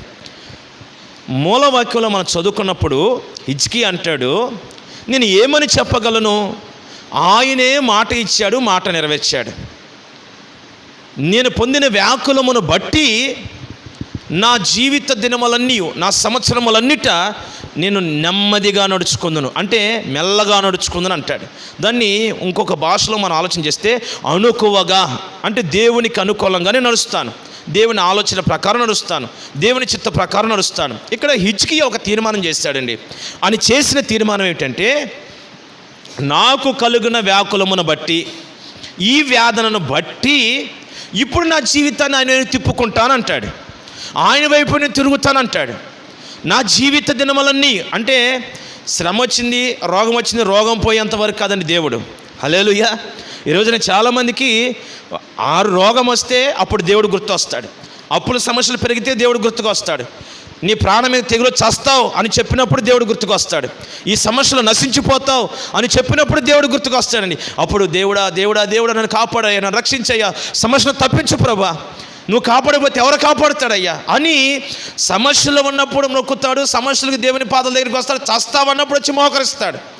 ఆరోగ్యం కలిగిన తర్వాత, అప్పుల సమస్య తిరిగిపోయిన తర్వాత, ఆస్తి పెరిగిన తర్వాత, సమృద్ధి నిలిచిన తర్వాత మరలా కంటికి నరుడు కనబడట్లేదు, కృతజ్ఞత లేనివాడైపోతున్నాడు. ప్రియ దేవుని బిడ్డలారా, వాక్యాన్ని మీరు ఆలోచన చేస్తే హిజ్కియా అంటాడు, నేను ఏమని చెప్పగలను అంటే, హిజ్కియా ఏమని చెప్పగలను, నా మనోవ్యాకులతను బట్టి ఇప్పుడు నేను దేవునికి అనుకూలంగా నడుచుకుంటానంటాడు. అంటే హిజ్కియాకు వేదన వచ్చిన తర్వాత కళ్ళు తెరవబడ్డాయి, అతనికి సమస్య వచ్చిన తర్వాత కళ్ళు తెరవబడ్డాయి. అసలు హిజ్కియాకు వచ్చిన సమస్య ఏమిటి, హిజ్కియా కలిగిన వ్యాకులత ఏమిటి, ఆయన కలిగిన వేదన ఏమిటి, ఆయన ఎందుకు ఇప్పుడు దేవుని సన్నిధిలో నెమ్మదిగా నడుచుకుంటాను, దేవునికి అనుకూలంగా నడుస్తాను, ఆయన ఆజ్ఞల ప్రకారం నడుస్తాను, శాసనాల ప్రకారం నడుస్తాను, దేవుని ఇష్ట ప్రకారం బ్రతుకుతాను ఎందుకు తీర్మానం చేసుకున్నాడు, దేవుని వైపు ఆయన తిరిగినప్పుడు ఆయన చేసుకున్న తీర్మానం ఇప్పుడు అనే మాట ఎందుకు వాడాడు అని ఆలోచన చేస్తే, ప్రియ దేవుని బిడ్డలారా, హిజ్కియా జీవితంలో దేవుడు గొప్ప కార్యాలు చేశాడండి. చిన్న వయసులోనే రాజ్యాన్ని ఇచ్చాడు, రాజు అయ్యాడు, దేశాన్ని పరిపాలిస్తున్నప్పుడు ఆ దేశము అన్ని విషయాల్లో సర్వ అభివృద్ధి పదంలోకి వచ్చిందంటండి. ఉన్నతమైన అభివృద్ధి పదవులు. ఎంత అభివృద్ధి అంటే, ఆయన రాజ్య పరిపాలన చేస్తుంటే ఉన్నతమైన అభివృద్ధి, దేశాలు వచ్చి హిజ్కియా ఎంత ఆశీర్వదించబడడానికి కారణం ఏమిటి అని బబులోను అధిపతులు అందరూ వచ్చి హిజ్కియాని ఆ ఆశీర్వాదం యొక్క ఆలోచన తెలుసుకోవడానికి, ఎలా దీవించబడ్డాం, ఆ రహస్యం ఏమిటి తెలుసుకుందామని వారందరూ వచ్చేటట్లుగా దేవుడే వారిని ప్రేరేపించాడు. వారు వచ్చి హిజ్కియాని అడిగారు, అయ్యా నువ్వు ఎంతగా దీవించబడ్డానికి కారణం ఏంటి అని అడిగితే, హిజ్కియా ఈ పశువులకు శాలలుగా కట్టిన ఈ సంపాదన అంతా నేను గదుల్లో నిలవ ఉంచిన, ఈ రోజున ఇంత రాజ్యంలో ఇంత భయంకర అశ్వరాజు చేతుల్లోంచి కాపాడబడిన ఇంత ఇదిగా నేను దీవించబడడానికి కారణం ఆ దేవాది దేవుడే. ఆయనే మహారాజు అయి ఉన్నాడు, ఆయనకు అనుకూలంగా ఇష్టునిగా నీతిపరుగా నడిచాను కనుక నా దేవుడు నన్ను ఆశీర్వదించాడు. ఆ దేవునికే మహిమ, ఆ దేవునికే మహిమ, ఆ దేవునికే మహిమని తాను సంపాదించిన సంపాదన బట్టి, ఇచ్చిన ఆరోగ్యాన్ని బట్టి, శత్రు నుంచి కాపాడిన అనుభవాలు బట్టి కృతజ్ఞత కలిగి బబులోను అధిపతులు ఎదుట, రాజులు ఎదుట ఈ హిజ్కియా వారికి సాక్ష్యం ఇవ్వలేదండి. హిజ్కియా వారితో చెప్తున్న మాట ఏమిటంటే, నేను రాజును జయించాను, నేను దేవుని యొక్క కృపను కూడా పొందుకున్నాను, నేను ఈ సంపాదనంతా సంపాదించాను, ఈ రత్నాలు, వెండి, బంగారం, ఈ ప్రత్యేకమైన ప్రతిష్ట వస్తువులు, ఈ పశువులు, ఈ మందలు, ఈ ధాన్యం, సమృద్ధి, ద్రాక్షరసం, ఇవన్నీ నేను సంపాదించాను అని ఎంతసేపు తెలుసుకోవడానికి వచ్చిన వారికి తన గురించి చెప్పుకున్నాడు, తను గణపరుచుకున్నాడు, తన గర్వంతో నేను, నాది, ఇది నా పట్టు, నా సొమ్ము అని మాట్లాడాడు. కానీ ఎక్కడ కూడా దేవుని మహిమపరచలేదు, దేవుని కృతజ్ఞత చెప్పలేదండి. ఆ ప్రజలు ఎదుట ఒక సాక్షిగా బ్రతకలేదండి. మహారాజు వలన ఇంత నీ స్థితికి ఎదిగానని చెప్పలేదండి. ప్రియ దేవుని బిడ్డలారా, అక్కడ రాయబడింది. మీరు చదివితే దినవృత్తాంతాల 2వ గ్రంథం 32వ అధ్యాయం 25వ వచనం నుంచి 25వ వచనం నుంచి ఇంచుమించు 32 వచనాల వరకు 31వ వచనం వరకు అండి. దినవృత్తాంతాల 2వ గ్రంథం 32వ అధ్యాయము 25 నుంచి 31వ వచనం వరకు కొన్ని విషయాలు రాయబడ్డాయి. అవి మీతో చెప్తున్నాను, జాగ్రత్త ఆలకించండి. ఏవి చదవద్దు, లేదు టైం లేదు. అక్కడ రాయబడిన మాటలు మీరు ఆలోచన చేస్తే, హిజ్కియా ఇంతగా దీవించబడిన తర్వాత గర్వించాడు. హల్లెలూయా. అతని గర్వం ఏంటి? ఇప్పుడు ఒక మాట చదువుదాం. అతని గర్వం ఏంటి? రాజుల 2వ గ్రంథం 20వ అధ్యాయం 15వ వచనం. రాజుల 2వ గ్రంథం 20వ అధ్యాయం 15వ వచనాన్ని చదువుదాం. త్వరగా చదవాలి. రాజుల 2వ గ్రంథం చక్కటి మాటలు అక్కడ రాయబడ్డాయి. నీ ఇంటిలో వారు ఏమేమి చూచిరని అతను అడుగుగా హిజ్కియా నా పదార్థములలో, ఆ మాట నోట్ చేసుకో, నా పదార్థములలో దేనిని మరుగు చేయక నా ఇంటిలో ఉన్న సమస్తమును నేను వారికి చూపించాను. చాలండి. హల్లెలూయా.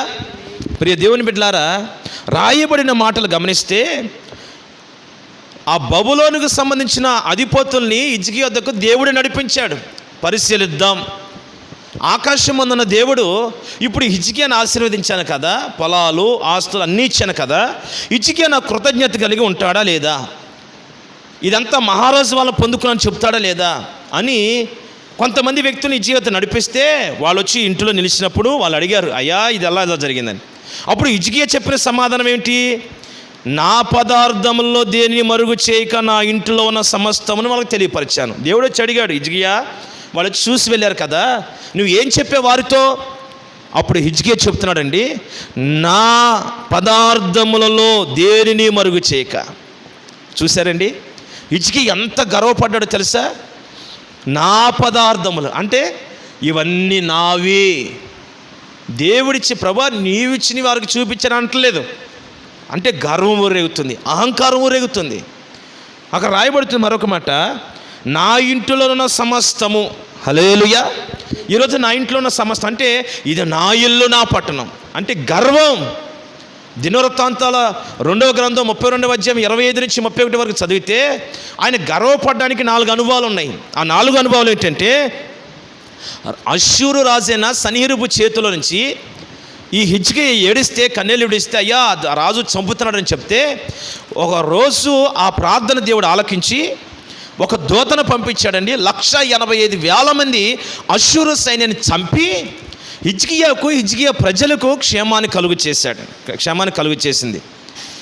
పరలోకంలో ఉన్న దేవుడు మహారాజు దగ్గరికి చేతులెత్తితే ఆ దేవుడే హిజ్కియాను శత్రు రాజు అయిన అష్షూరు ఆ సన్హెరీబు చేతిలో నుంచి కాపాడి విడుదల కలుగు చేశాడు. ఒకటి. రెండవది, ఎప్పుడైతే ఆ శత్రువు నుంచి హిజ్కియా ప్రార్థన ప్రజలను కాపాడిందో, ప్రజలందరూ కూడా హిజ్కియాని గణపరిచి కానుకలు తీసుకొచ్చి ఇచ్చారండి. అంటే ఒకటేమో శత్రువు నుంచి దేవుడే విడిపించాడు. ఆ విడిపించినప్పుడు ఇప్పుడు హిజ్కియా ఏమనుకుంటున్నాడంటే, నా పక్షముగా దేవుడు ఎంత బల ప్రకారం చూపించాడు, అంటే నేను ఎంత బలమైన వాడినో అని గర్వించాడు. కానుకలన్నీ తీసుకొస్తున్నా, నేను ఎంత గొప్ప రాజునో అని గర్వించాడు. రెండవది. మూడవది, ఆయనకి ఎందుకు గర్వించాడంటే, ఆయనకి భయంకరమైన క్యాన్సర్ వ్యాధి వచ్చిందండి. పుండు అండి, క్యాన్సర్ పుండు, కొరికే పుండు. ఆ హిజ్కియాకి ఇచ్చిన పుండు దేవుడే చెప్తాడు, ఇక నువ్వు మరణం కాబోతున్నావని. అతనికి వచ్చిన పుండు ఎంత భయంకర పుండు అంటే, బొట్టన వేలంత పురుగులు అంటండి. ఆ పుండుని తింటా ఉంటే ఆ దేశంలో ఉన్న వారందరూ వైద్యం చేసి ఆఖరికి చేతులు విడిచేశారు. అని అందరూ అన్నారు, అయ్యా మాకు తెలిసిన వైద్యం వరకు మేము చేసాం, ఇక నీకు వైద్యం చేయలేం. అయ్యా ఒక మాట మీరు ఆలకించండి, నిన్ను ఆ పురుగులు చంపకుండా ఉండాలంటే ఆ మాంసపు ముద్దలు తీసుకొచ్చి మాంసం ఆ పుండు దగ్గర పెడితే ఆ పురుగులు మాంసాన్ని దీన్ని బ్రతుకుతాయి, నువ్వు కొంతకాలం బతుకుతావు అని ఉచితమైన సలహా మాత్రం ఇచ్చారండి. దేవాది దేవుడు కూడా యెషయా అనే ప్రవక్తను పంపించి అంటాడు, నువ్వు చనిపోబోతున్నావు, ఇల్లు చక్కబరుచుకో. అంటే జీవిత దినములన్నీ ముగించబడుతున్నాయి.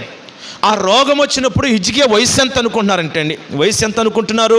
39 సంవత్సరాలు. లేఖనములో కీర్తన గ్రంథంలో రాయబడుతుంది, నరుని యొక్క ఆయుష్ 70 లేక 80 సంవత్సరాలు. ప్రియ దేవుని బిడ్డలారా, మరి ఈ రోజున 70-80 సంవత్సరాలు బ్రతకవలసిన ఈ హిజ్కియా 39 సంవత్సరాల వయసులోనే భయంకరమైన క్యాన్సర్ వ్యాధి, మరణకరమైన రోగంతో బాధించబడ్డాడు. చావుకు దగ్గరైపోయాడు. చనిపోతామని దేవుడు కూడా సెలవిచ్చాడు.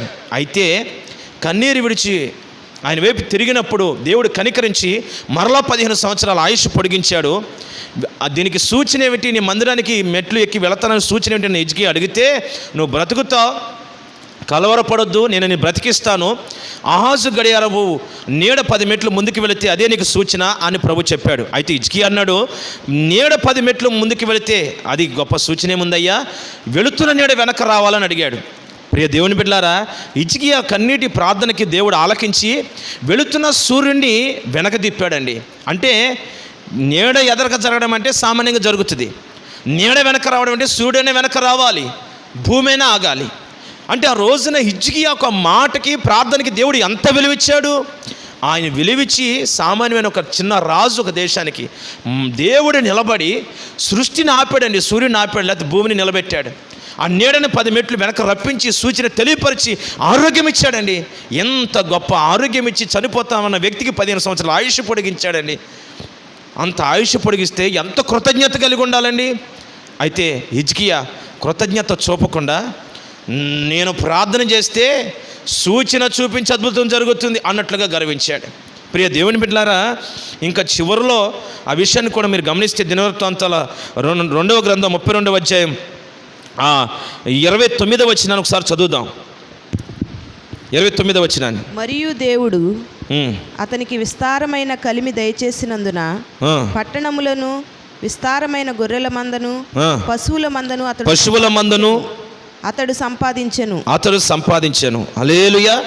అంటే అతనికి అతి విస్తారమైన కలిమి కలిగిందండి. దేవుడే హిజ్కియాను ఆశీర్వదించాడంట. పశువుల్ని, మందల్ని, సమస్తాన్ని, వెండిని, బంగారాలు 27వ వచనం నుంచి 29వ వచనం వరకు చూసుకుంటే దేవుడే సమస్తాన్ని కలుగు చేశాడు హిజ్కియాకి. ఇప్పుడు ఈ 4 విషయాల్లో దేవుడే రాజు నుంచి కాపాడాడు, శత్రు నుంచి కాపాడాడు. దేవుడే ప్రజలందరికీ మనసును కలుగు చేసి అతని గొప్ప రాజుగా హెచ్చించాడు. దేవుడే రోగము నుంచి సూచన చూపించి కాపాడాడు. దేవుడే అతనికి అంత దీవెన కలుగు చేశాడు.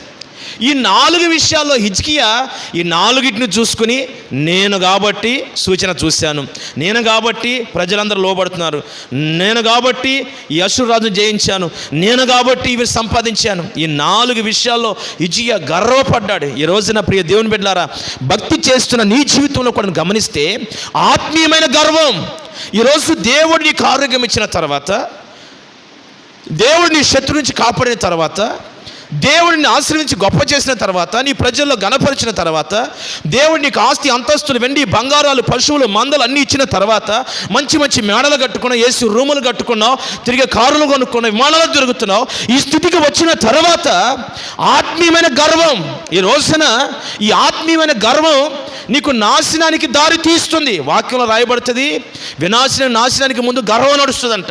ఈ రోజున దేశం క్షీణించిపోవడానికి, ప్రజలు క్షీణించిపోవడానికి, నీ వేదన పడడానికి, వ్యాకుల పడడానికి కారణం ఏంటంటే హిజ్కియాలాగా ఒకవేళ గర్వించవేమో, హిజ్కియాలాగా ఒకవేళ గర్వపడుతున్నావేమో. నీ అందాన్ని చూసుకొని, నీ వైభవాన్ని చూసుకొని, నీ ఎత్తరంతా చూసుకొని, నీ చదువును బట్టి, నీ జ్ఞానాన్ని బట్టి, నీ తెలివిని బట్టి, నీ సంపాదన బట్టి, నువ్వు ఎరిగిన స్థితిని బట్టి ఒకవేళ గర్వపడుతున్నావేమో.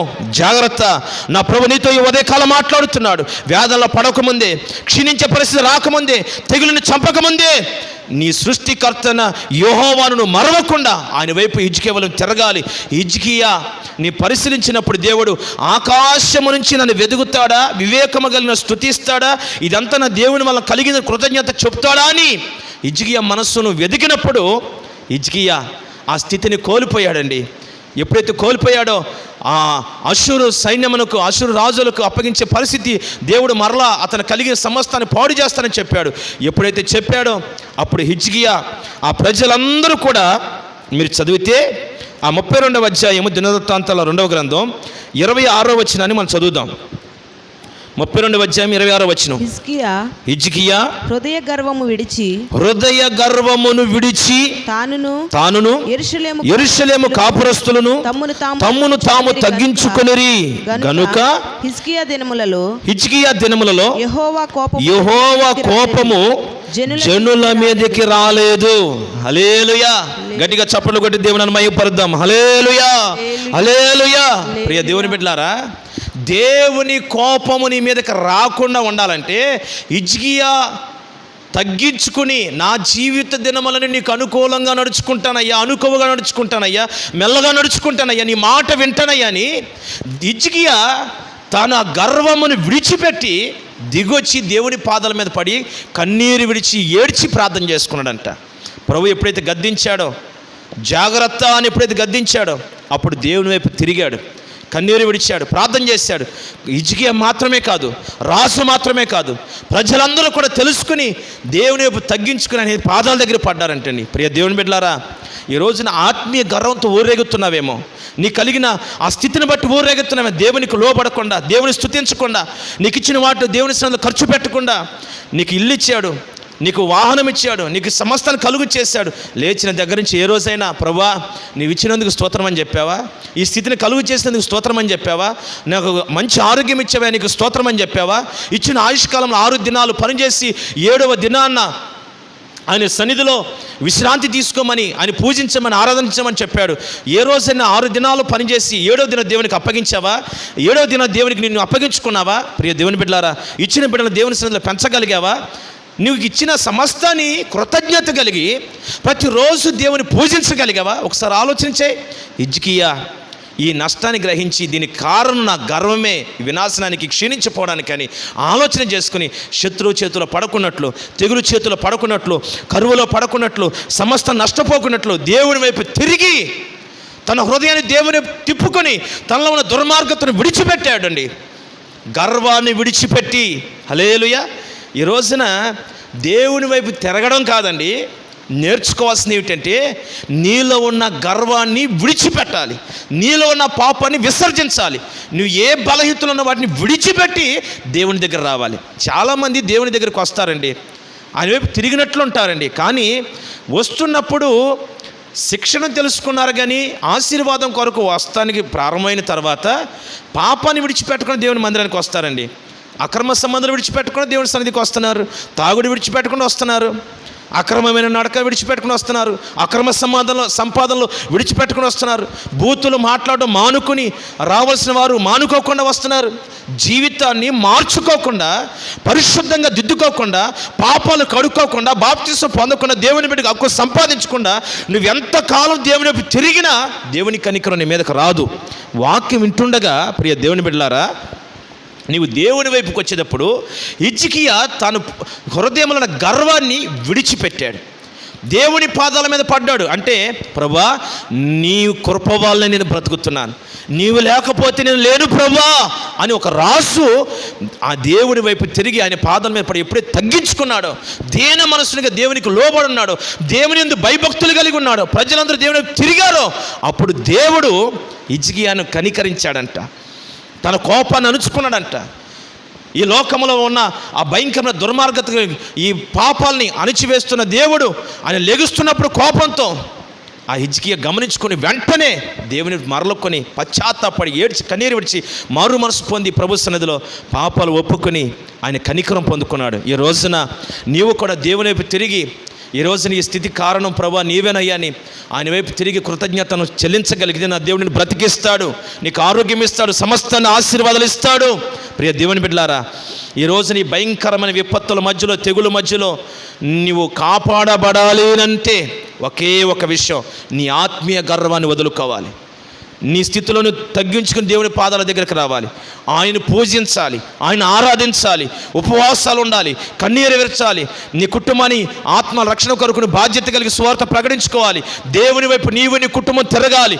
ఈ వినాశనం నుంచి కాపాడబడి అగ్నియారని పురుగు చావని నరకానికి వెళ్లకుండా నీవు నీ బిడ్డలు తప్పించబడాలంటే, నీకు నీ కుటుంబానికి క్షేమం కలగాలంటే, నీ ప్రాకారాలు నెమ్మది కలగాలంటే, నీవు నివసిస్తున్న భూమి మీద శాపం తొలగిపోవాలంటే ఈ రోజైనా నువ్వు ఏ కులంలో పుట్టినా, ఏ జాతిలో పుట్టినా, నువ్వు ఎత్తరమైనా ఎత్తు తక్కువైనా, జ్ఞానవంతుడు జ్ఞానం లేకపోయినా, చదువు కాకపోయినా, పేదవాడిన ధనికుడు ఎవరైనా సరే ఈ రోజున దేవుని వైపు తిరిగి ఆయన దగ్గర తగ్గించుకొని, అయ్యా నాకు ఈ ఆస్తులు కాదు నా ప్రాణాన్ని కాపాడేది, ఇవి కాదు నన్ను కాపాడేది, నా ప్రాణానికి నెమ్మదిచ్చి కాపాడే దేవుడు, నా వ్యాకులతను తొలగించే దేవుడు నీవు ప్రభా.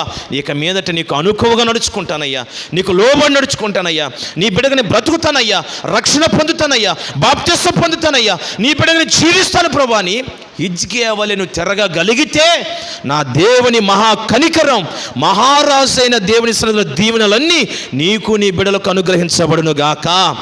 హిజ్కియాను తర్వాత దినాలు దేవుడు కనికరించి కోపాన్ని తొలగించుకుని ప్రభు ఆశీర్వదించి దీవించి వృద్ధాప్యం వరకు నడిపించాడు. అతను చనిపోయిన తర్వాత అతడు పితరుల సమాధిలో చేర్చబడని రాయబడింది. హల్లెలూయా. నీవు అర్ధాంతరమైన చావు చనిపోయి కుక్కనిడిచి పారేసిన గోతులు పారేసిన పరిస్థితి ఉండో, నువ్వు చనిపోతే దేవుడు నేను రాచ మర్యాదలతో నీ బంధుమిత్రులు, సేవలు అందరితో మధ్యలో పరిశుద్ధులైన దైవజనుల చేతుల మీదుగా నీ సమాధి కార్యక్రమం కూడా ఆశ్చర్యకరంగా చేసేటట్లుగా దేవుడు ఆ కృపను, ఆ సమయాన్ని నీకు నీ బిడ్డలకు అనుగ్రహించునుగాక. నీ రాబోతున్న భవిష్యత్తు నిండు వృద్ధాప్యం వరకు నీ ఆయుష్కాలం అంతా దేవుని కృపతోను ముగించుదువుగాక. మధ్యంతరంగా 39 సంవత్సరాల రోగంతోను నశించిపోకుండా హిజ్కియా వల్లే ఆ హిజ్కియా కృప పొందుకొని, ఆరోగ్యం పొందుకొని నిండు ఆయుష్తో బ్రతికినట్లుగా నీవు నీ బిడ్డల ఆయుష్తో బ్రతుకుదురుగాక. దీర్ఘాయుష్యత నా దేవుడు నిన్ను నింపునుగాక. నీ మీద లభిస్తున్న తెగుళ్ళని నా దేవుడు అణిచివేయునుగాక. మరొక చిన్న విషయం చెప్తానండి. హిజ్కియా గర్భాన్ని పుట్టిన మనిషే, హిజ్కియాకు పుట్టిన కుమారుని పేరు మనిషే. ఈ మనిషే ఈ దినవృత్తాంతాల 2వ గ్రంథం 33వ అధ్యాయం 6వ వచనంలో కనబడతాడండి. 33వ అధ్యాయం 1వ వచనం నుంచి కనబడతాడు. హిజ్కియా చనిపోయిన తర్వాత అతని కుమారుడు రాజరికానికి వచ్చాడు. హిజ్కియా చక్కగా మందిరాన్ని డెవలప్ చేసి, సేవను విస్తరింపజేసి దేవునికి అనుకూలంగా నడుచుకున్నాడు తన జీవిత దినములనిట. హల్లెలూయా. నడుచుకున్న తర్వాత ఆయన చనిపోయాడు, యాత్ర ముగించాడు, కొడుకు రాజ్య పరిపాలనకు వచ్చాడు. వచ్చిన తర్వాత ఈ మనిషే దేవునికి విరోధంగా నడిచాడండి. ఇప్పుడు ఈ మనిషే దేవునికి విరోధంగా చేసిన పని ఏమిటి? 6వ వచనం చదువుదాం. దినవృత్తాంతాల 2వ గ్రంథం 6వ వచనం త్వరగా చదవాలి. హిన్నోము లోయందు అతడు తన కుమారులను అగ్నిగుండము దాటించి ముహూర్తములను విచారించుచు. ఎంత భయంకరమైన పరిస్థితి చేశాడండి మనిషే. ఆ విషయాన్ని మనం ఆలోచన చేస్తే కళ్ళ కొట్టొచ్చినట్టుగా కనబడుతుందండి.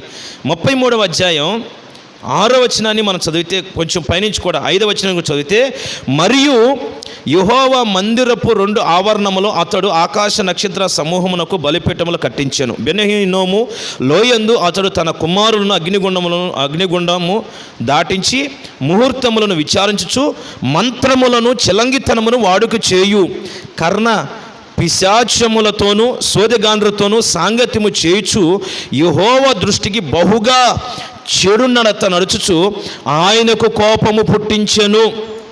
హల్లెలూయా. 8వ వచనముల చివరిలో చదివితే, దావీదుతోనూ అతని కుమారుడు సొలొమోనుతోనూ దేవుడు సెలవిచ్చిన మాటను లక్ష్య పెట్టలేదు. ఒకసారి ఆలోచించండి ప్రియ దేవుని బిడ్డలారా. ఈరోజు భక్తిలో నడుస్తున్నావు, క్రైస్తవులని చెప్పుకుంటున్నావు. అయితే ఇక్కడ హిజ్కియా కొడుకు మనిషి చేసిన పరిస్థితి ఎలా ఉంది? దేవుని ఎదుట చెడు నడత నడిచాడంటే. అతను నడిచిన చెడు నడత ఏమిటి? ఆకాశ నక్షత్రాలు పూజించాడంట. దేవుని మందిరంలో సేవను ఆపేశాడంటండి. సూర్య నక్షత్రాలకు మొక్కడం ప్రారంభించాడంటండి. అగ్నిగుండాన్ని పిల్లలను దాటించాడంటే. ముహూర్తాలు చూశాడు. అక్కడ మంత్రములు చెలంగితనం వాడుక చేయు కర్ణపిశాచములతో సోదిగాండ్రతో సాంగత్యం చేశాడు. బహుగా చెడు నడత నడిచాడు. హల్లెలూయా. ఈ రోజున ప్రియ దేవుని బిడ్డలారా, ఒక దేవుని బిడ్డగా నువ్వు బ్రతుకుతూ ఏదైనా రోగం వచ్చినప్పుడు, సమస్య వచ్చినప్పుడు, ఈ రోజున మనుషులు ఎంత దిగజారిపోయారంటే, మహారాజు అయిన దేవుని వైపు తిరగవలసిన వాడు తాయిత్తుల వైపు తిరుగుతున్నాడు. చిన్నపిల్లలకి జ్వరం వచ్చిందనుకోండి, తాయిత్తులు వేయిస్తున్నారు, మంత్రాలు చేయిస్తున్నారు. క్రైస్తవులని చెప్పుకుంటున్నారండి, చేతబడి కార్యాల వైపు వెళుతున్నారు. క్రైస్తవులని చెప్పుకుంటున్నారని ఇంటికి పునాది వేసిన జాతకాలు,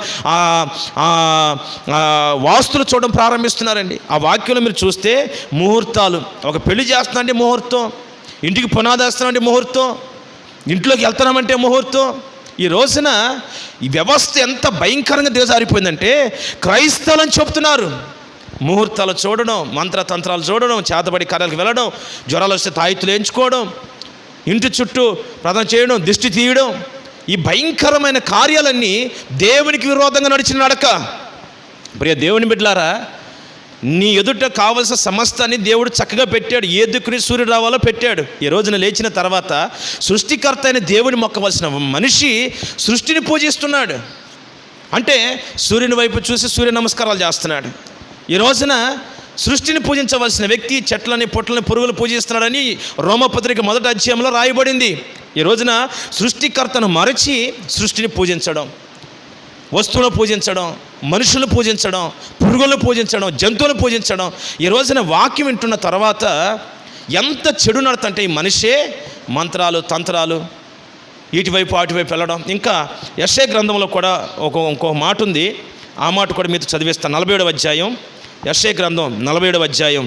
చాలా జాగ్రత్తగా వినవలసిన మాటలు, ఎంతో శ్రేష్టమైన మాటలు పరిశుద్ధాత్మ దేవుడు ఈ 47వ అధ్యాయంలో రాసి ఉంచాడండి. 47వ అధ్యాయం 8వ వచనం, 7వ వచనంలో రాయబడుతుంది, నేను సర్వదా దొరసానై ఉందునని నీవు అనుకుని వీటిని ఆలోచింపకపోతివి, వాటి ఫలమేమవునో మనస్సునకు తెచ్చుకొనపోతివి. కాబట్టి సుఖాసక్తురాలవై నిర్భయముగా నివసించుచు నేను ఉన్నాను, నేను తప్ప మరి ఎవరూ లేరు, నేను విధవరాలని కూర్చుండను, పుత్రశోకము నేను చూడను అనుకునుచున్నదానా ఈ మాటను వినుము. హల్లెలూయా. ఒక్క దినములోగా, ఒక్క నిమిషములోనే పుత్రశోకము, వైధవ్యమును ఈ రెండును నీకు సంభవించును. నీవు అధికముగా శకునము చూచినను, అత్యధికముగా కర్ణ పిశాచ తంత్రములను ఆధారము చేసుకునినను అపాయములు నీ మీదకు సంపూర్తిగా వచ్చును. నీ చెడుతనమును ఆధారము చేసుకుని ఎవడు నన్ను చూడను అనుకొంటివి. ఇంకా కొంచెం కిందకి వెళ్తే, నేనున్నాను, నేను తప్ప మరి ఎవరూ లేరని అనుకున్నట్లు నీ విద్యయు నీ జ్ఞానముని చెరుపువేసను. కీడు నీ మీదకు వచ్చును, నీవు మంత్రించి దాన్ని పోగొట్టుకున్న జాలవు. ఆ కీడు నీ మీద పడును, దానిని నీవు నివారించలేవు. నీకు తెలియని నాశనం నీ మీదకి అకస్మాత్తుగా వచ్చును. హల్లెలూయా. ఇంకా కొంచెం కింద కూడా చదువుదాం. ఈ నీ విస్తారమైన శకునములు చూపుటకు నిలువుము, ఒకవేళ అవి నీకు ప్రయోజనం కలుగునేమో. ఒకవేళ నీవు మనుషులను బెదిరింతువేమో. నీ విస్తారమైన యోచన వల్ల నువ్వు అలసి ఉన్నావు. జ్యోతిష్కులు, నక్షత్ర సూచకులు, మాసచర్య చెప్పువారు నిలబడి నీ మీదకి వచ్చు వానిని రాకుండా నిన్ను తప్పించి రక్షించుదురేమో ఆలోచించు. హల్లెలూయా. ప్రియ దేవుని బిడ్డలారా, దేవుని బిడ్డకి ఈరోజు నువ్వు ఆలోచన చేయి. నీ మహారాజును నువ్వు తక్కువ చేసి ఈ రోజున ఒక చిన్న తాయితును ఎక్కువ చేస్తున్నావు. నీ మహారాజును తక్కువ చేసి మంత్రాలు పెట్టేవాడిని ఎక్కువ చేస్తున్నావు. పెద్దల సామెత ఉంది, మంత్రాల కంటే చింతకాయలు రాలవంటండి. హల్లెలూయా. చెబుదాం గట్టిగా హల్లెలూయా. ఈ రోజున జ్యోతిష్కులు చెప్తున్నారు, ఈ వాస్తులో కడితే ఇంట్లో నువ్వు దీవించబడిపోతావు. ఎంత చెప్పి ఎన్ని వాస్తులు మార్చినా జీవితం నెమ్మది లేదు కదా, వేదనేగా. అన్నీ కరెక్ట్గానే కట్టావు, మరి ఆ ఇంట్లో నువ్వెందుకు నివాసం అనట్లేదు? తాడు కడుతున్నావు, రోగం పోయిందా? తాడు కడుతున్నావు, సాతాను పోతుందా? ఎన్ని తాళ్ళు మారుస్తావు? ఒకసారి ఆలోచించే. ప్రభు అంటాడు, నువ్వు అనుకుంటున్నావంట నేను సర్వదా దొరసనైనా ఉంటాను, నాకు ఏది ఎదురు లేదు, నా జ్ఞానము నన్ను కాపాడుతుంది, నా తెలివి నన్ను కాపాడుతుంది, నేను ఒక్కనే ఉన్నాను, నేను సుఖాశక్తురాలుగా బ్రతుకుతాను, ఈ వాస్తులు పాటిస్తున్నాను, ఇవన్నీ పాటిస్తున్నాను కనుక నాకు నెమ్మది కలుగుద్దని నీ అనుకూలతో నీ స్వచ్ఛత్వం చేసుకుంటూ ఉన్నావు కనుక అక్కడ రాయబడుతుంది.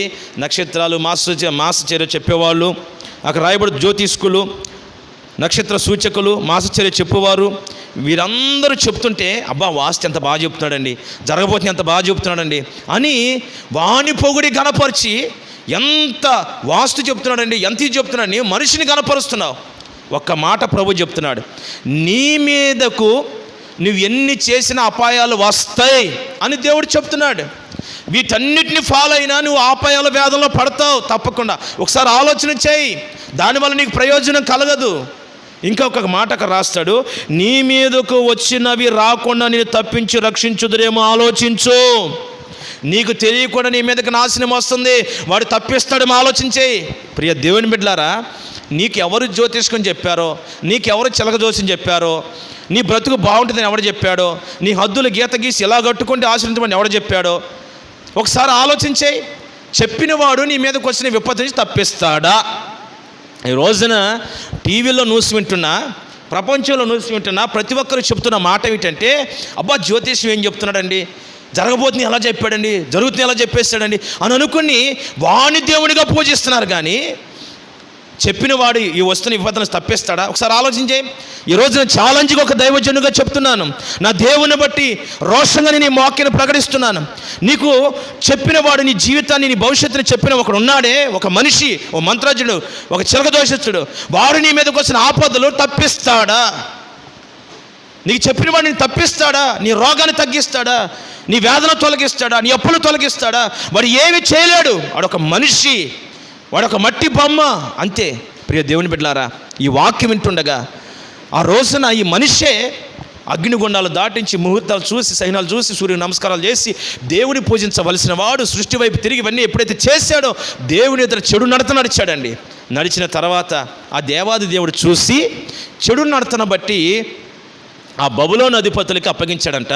వాళ్ళు ముక్కుకు గాలం వేసి లాక్కెళ్ళారంట. హల్లెలూయా. చేప గాలం వేసి లాక్కెళ్తారండి వండుకునేవాడు. అలాగా బబులోను రాజులకి దేవుడు అప్పగిస్తే మనిషిని సంఖ్యలు వేసి లాక్కుని వెళ్ళి చెరసాల బంధించారు బబులోను సామ్రాజ్యం. యెరూషలేము యోధా ప్రజలు ఏలవలసిన రాజు శత్రువు చేతులకు వెళ్ళి బందీల్లో ఒక ఖైదీగా కూర్చున్నాడండి. ఎప్పుడైతే కూర్చున్నాడో, నా స్థితి ఏమిటయ్యా, నువ్వు ఇచ్చిన రాజరికం ఏంటయ్యా, నా తండ్రి సంపాదన ఏమిటయ్యా, నా తండ్రిని అంతగా దీవించావయ్యా, నా స్థితి అంత స్థితిలోంచి ఈరోజు ఈ స్థితికి రావడానికి కారణం ఏమిటి అని ఆ దినవృత్తాంతాల గ్రంథం 33వ అధ్యాయం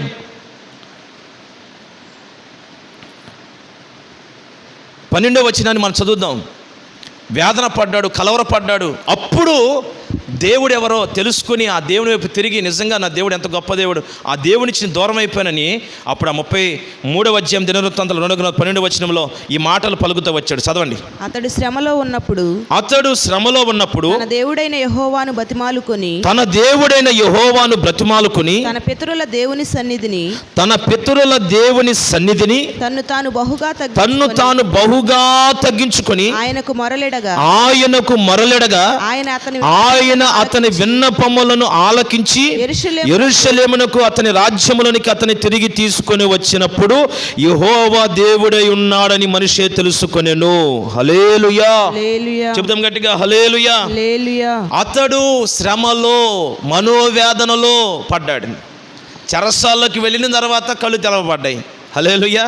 ఈ రోజున ప్రియ దేవుని బిడ్డలారా, శ్రమంలో పడకుండా, వేదనలో పడకుండా కళ్ళు తెరవబడలేదేమో. ఒకసారి ఆలోచించే. మనిషి ఎప్పుడైతే తీసుకెళ్ళి చెరసాల పెట్టాడో, చెరసాల పడిన తర్వాత అప్పుడు దుఃఖపడ్డాడు, అప్పుడు వేదన పడ్డాడు, అప్పుడు బహుగా తగ్గించుకొని, బతిమాలుకొని, మొరలిడి, వినపం చేసి దేవుని రాజ్యం వైపు తిరిగాడు. దేవుని సన్నిధిలో మనిషే మనసారా ఆయన వైపు తిరిగి బతులాడుకుని మొరలిడి, ప్రభువా అయానను రక్షించు, అయానను కాపాడి, బందీలోంచి విడుదల కలుగుచి, జైలు బయటికి తీ ప్రభువా, ఈ భయంకరమైన వేదన అనుభవించలేనయ్యా, ఈ ఆకలిని తట్టుకోలేని ప్రభువా, ఈ చెరసాల మధ్యలో శత్రు చేతుల్లో ఒక అనామకు నిలవడం, అయ్యా అది నీ చిత్తం కాదు ప్రభువా, నేను చేసిన తప్పే, నన్ను క్షమించు ప్రభువా అని ఈ మనిషే కన్నీరు విడిచి మొరలిడి బతిమలాడుకున్నాడండి. ప్రియ దేవుని బిడ్డలారా, అతనికి ఆయుష్ ఉండగానే, కాలము దొరిలిపోకముందే, శత్రు చేతిలో చావకముందే పశ్చాత్తాపడి తను చేసిన తప్పులు తెలుసుకొని, సృష్టికర్తమైన నిన్ను, మహారాజుగా నిన్ను కలవకుండా నేను ఈ భయంకరమైన కీడు చేశాను, ఈ భయంకరమైన పనులు చేశాను ప్రభువా, నీవైపు తిరగలేదు, నీవెంత మహోన్నతుడు తెలుసుకోలేదని దుర్మార్గతను విడిచిపెట్టి కన్నీరు విడిచి రోధించి బతిమలాడుకున్నాడు. దేవుడు వెంటనే కనికరించి మరలా ఆ శత్రువు చేతిలోంచి విడిపించి యెరూషలేము పట్టణంలోకి తీసుకుని వచ్చి నిలబెట్టాడంట. మరలా రాజ్యరేఖం ఇచ్చాడు. ప్రియ దేవుని బిడ్డలారా, ఈరోజు దేవుని వైపుని తిరగలిగితే, ఆయనను పరిశీలిస్తున్నాడు, కృతజ్ఞత కలిగి ఆయన వైపు తిరగలిగితే దేవుడు తప్పక నిన్ను, నీ కుటుంబాన్ని బహుగా ఆశీర్వదిస్తాడు. మరలా నా దేవుడిని దీవిస్తాడు, మరలా నా దేవుడిని గణపరుస్తాడు, మరలా నీ పోగొట్టుకుని ఇస్తాడు, పోగొట్టుకున్న ఆరోగ్యం ఇస్తాడు, పోగొట్టుకున్న సమస్తన దేవుడిని కలుగు చేస్తాడు. మరలా నా దేవుడిని గణపరిచి, మహిమపరిచి అనేక ప్రజల ఎదుట గణపరుస్తాడు, కీర్తించినట్లుగా దేవుడిని నిలబెడతాడు. నీకు ఆరోగ్యం కలుగు చేయనుగాక, నీ స్వస్థత కలుగు చేయనుగాక, తెగులు తొలగించునుగాక, నీ దేశం నెమ్మతో నింపబడునుగాక, మరలా నువ్వు పోగొట్టుకున్న ఉద్యోగం తిరిగి ఇచ్చునుగాక, అన్ని విషయాలు నా దేవుడిని ఆశీర్వదించునుగాక. ఆమేన్. అందరూ తలలు వంచండి. ఎన్న వాక్యాన్ని బట్టి మోకరించి ప్రార్థన చేసుకుందాం. హిజ్కియా అంటాడు, నేను మరలా నీ సన్నిధులు అనుకోగా నడుచుకుంటానయ్యా. ఈ వ్యాకులను బట్టి, వేదన బట్టి ప్రియ దేవుని బిడ్డలారా, విన్న వాక్యను బట్టి ప్రతి ఒక్కరు కూడా ప్రార్థన చేసుకోవాలి. మౌనంగా ఉండకూడదు. ఎవరు మౌనంగా ఉండే సమయం కాదు. ఎవరు మౌనంగా ఉండకూడదు. ప్రార్థన అందరూ తల వంచాలి. దేవుడే మాట ఇచ్చి నెరవేర్చగలిగిన వాడు, దేవుడే నీ జీవితాన్ని ఆశీర్వదించగలిగిన వాడు. తల వంచిన నీవు నీ వేదనకి కారణం ఏంటో తెలుసుకున్నావు. దేవుని శాసనాలు అతిక్రమించుట ద్వారా, మహారాజుని దేవుని లెక్క చేయకుండా ఇష్టం వచ్చిన తిరుగుట ద్వారా నీ శాప పాపాలకు కారణం, నీ వేదల కారణం, నీ కలవరాల కారణం, నీ భయంకరమైన ఈ సమస్య నుండి కారణం కేవలం మనం చేసిన అతిక్రమణ, మన దోషాలు, నీ వ్యసనాలే, నీ తాగుడే, నీ చోదమే, నీ వ్యసనమే, అక్రమ సంబంధం, నీ పాపమే నేను పట్టి పీడిస్తుంది. భూమిని శాపంతో నింపి నువ్వు శాపకరమైన తెగులుతో మొత్తబడుతున్నావు. నెమ్మది లేదు, క్షేమము లేదు, సుఖం లేదు, నీ జీవితంలో గొప్ప నష్టాలు అనుభవిస్తున్నావు.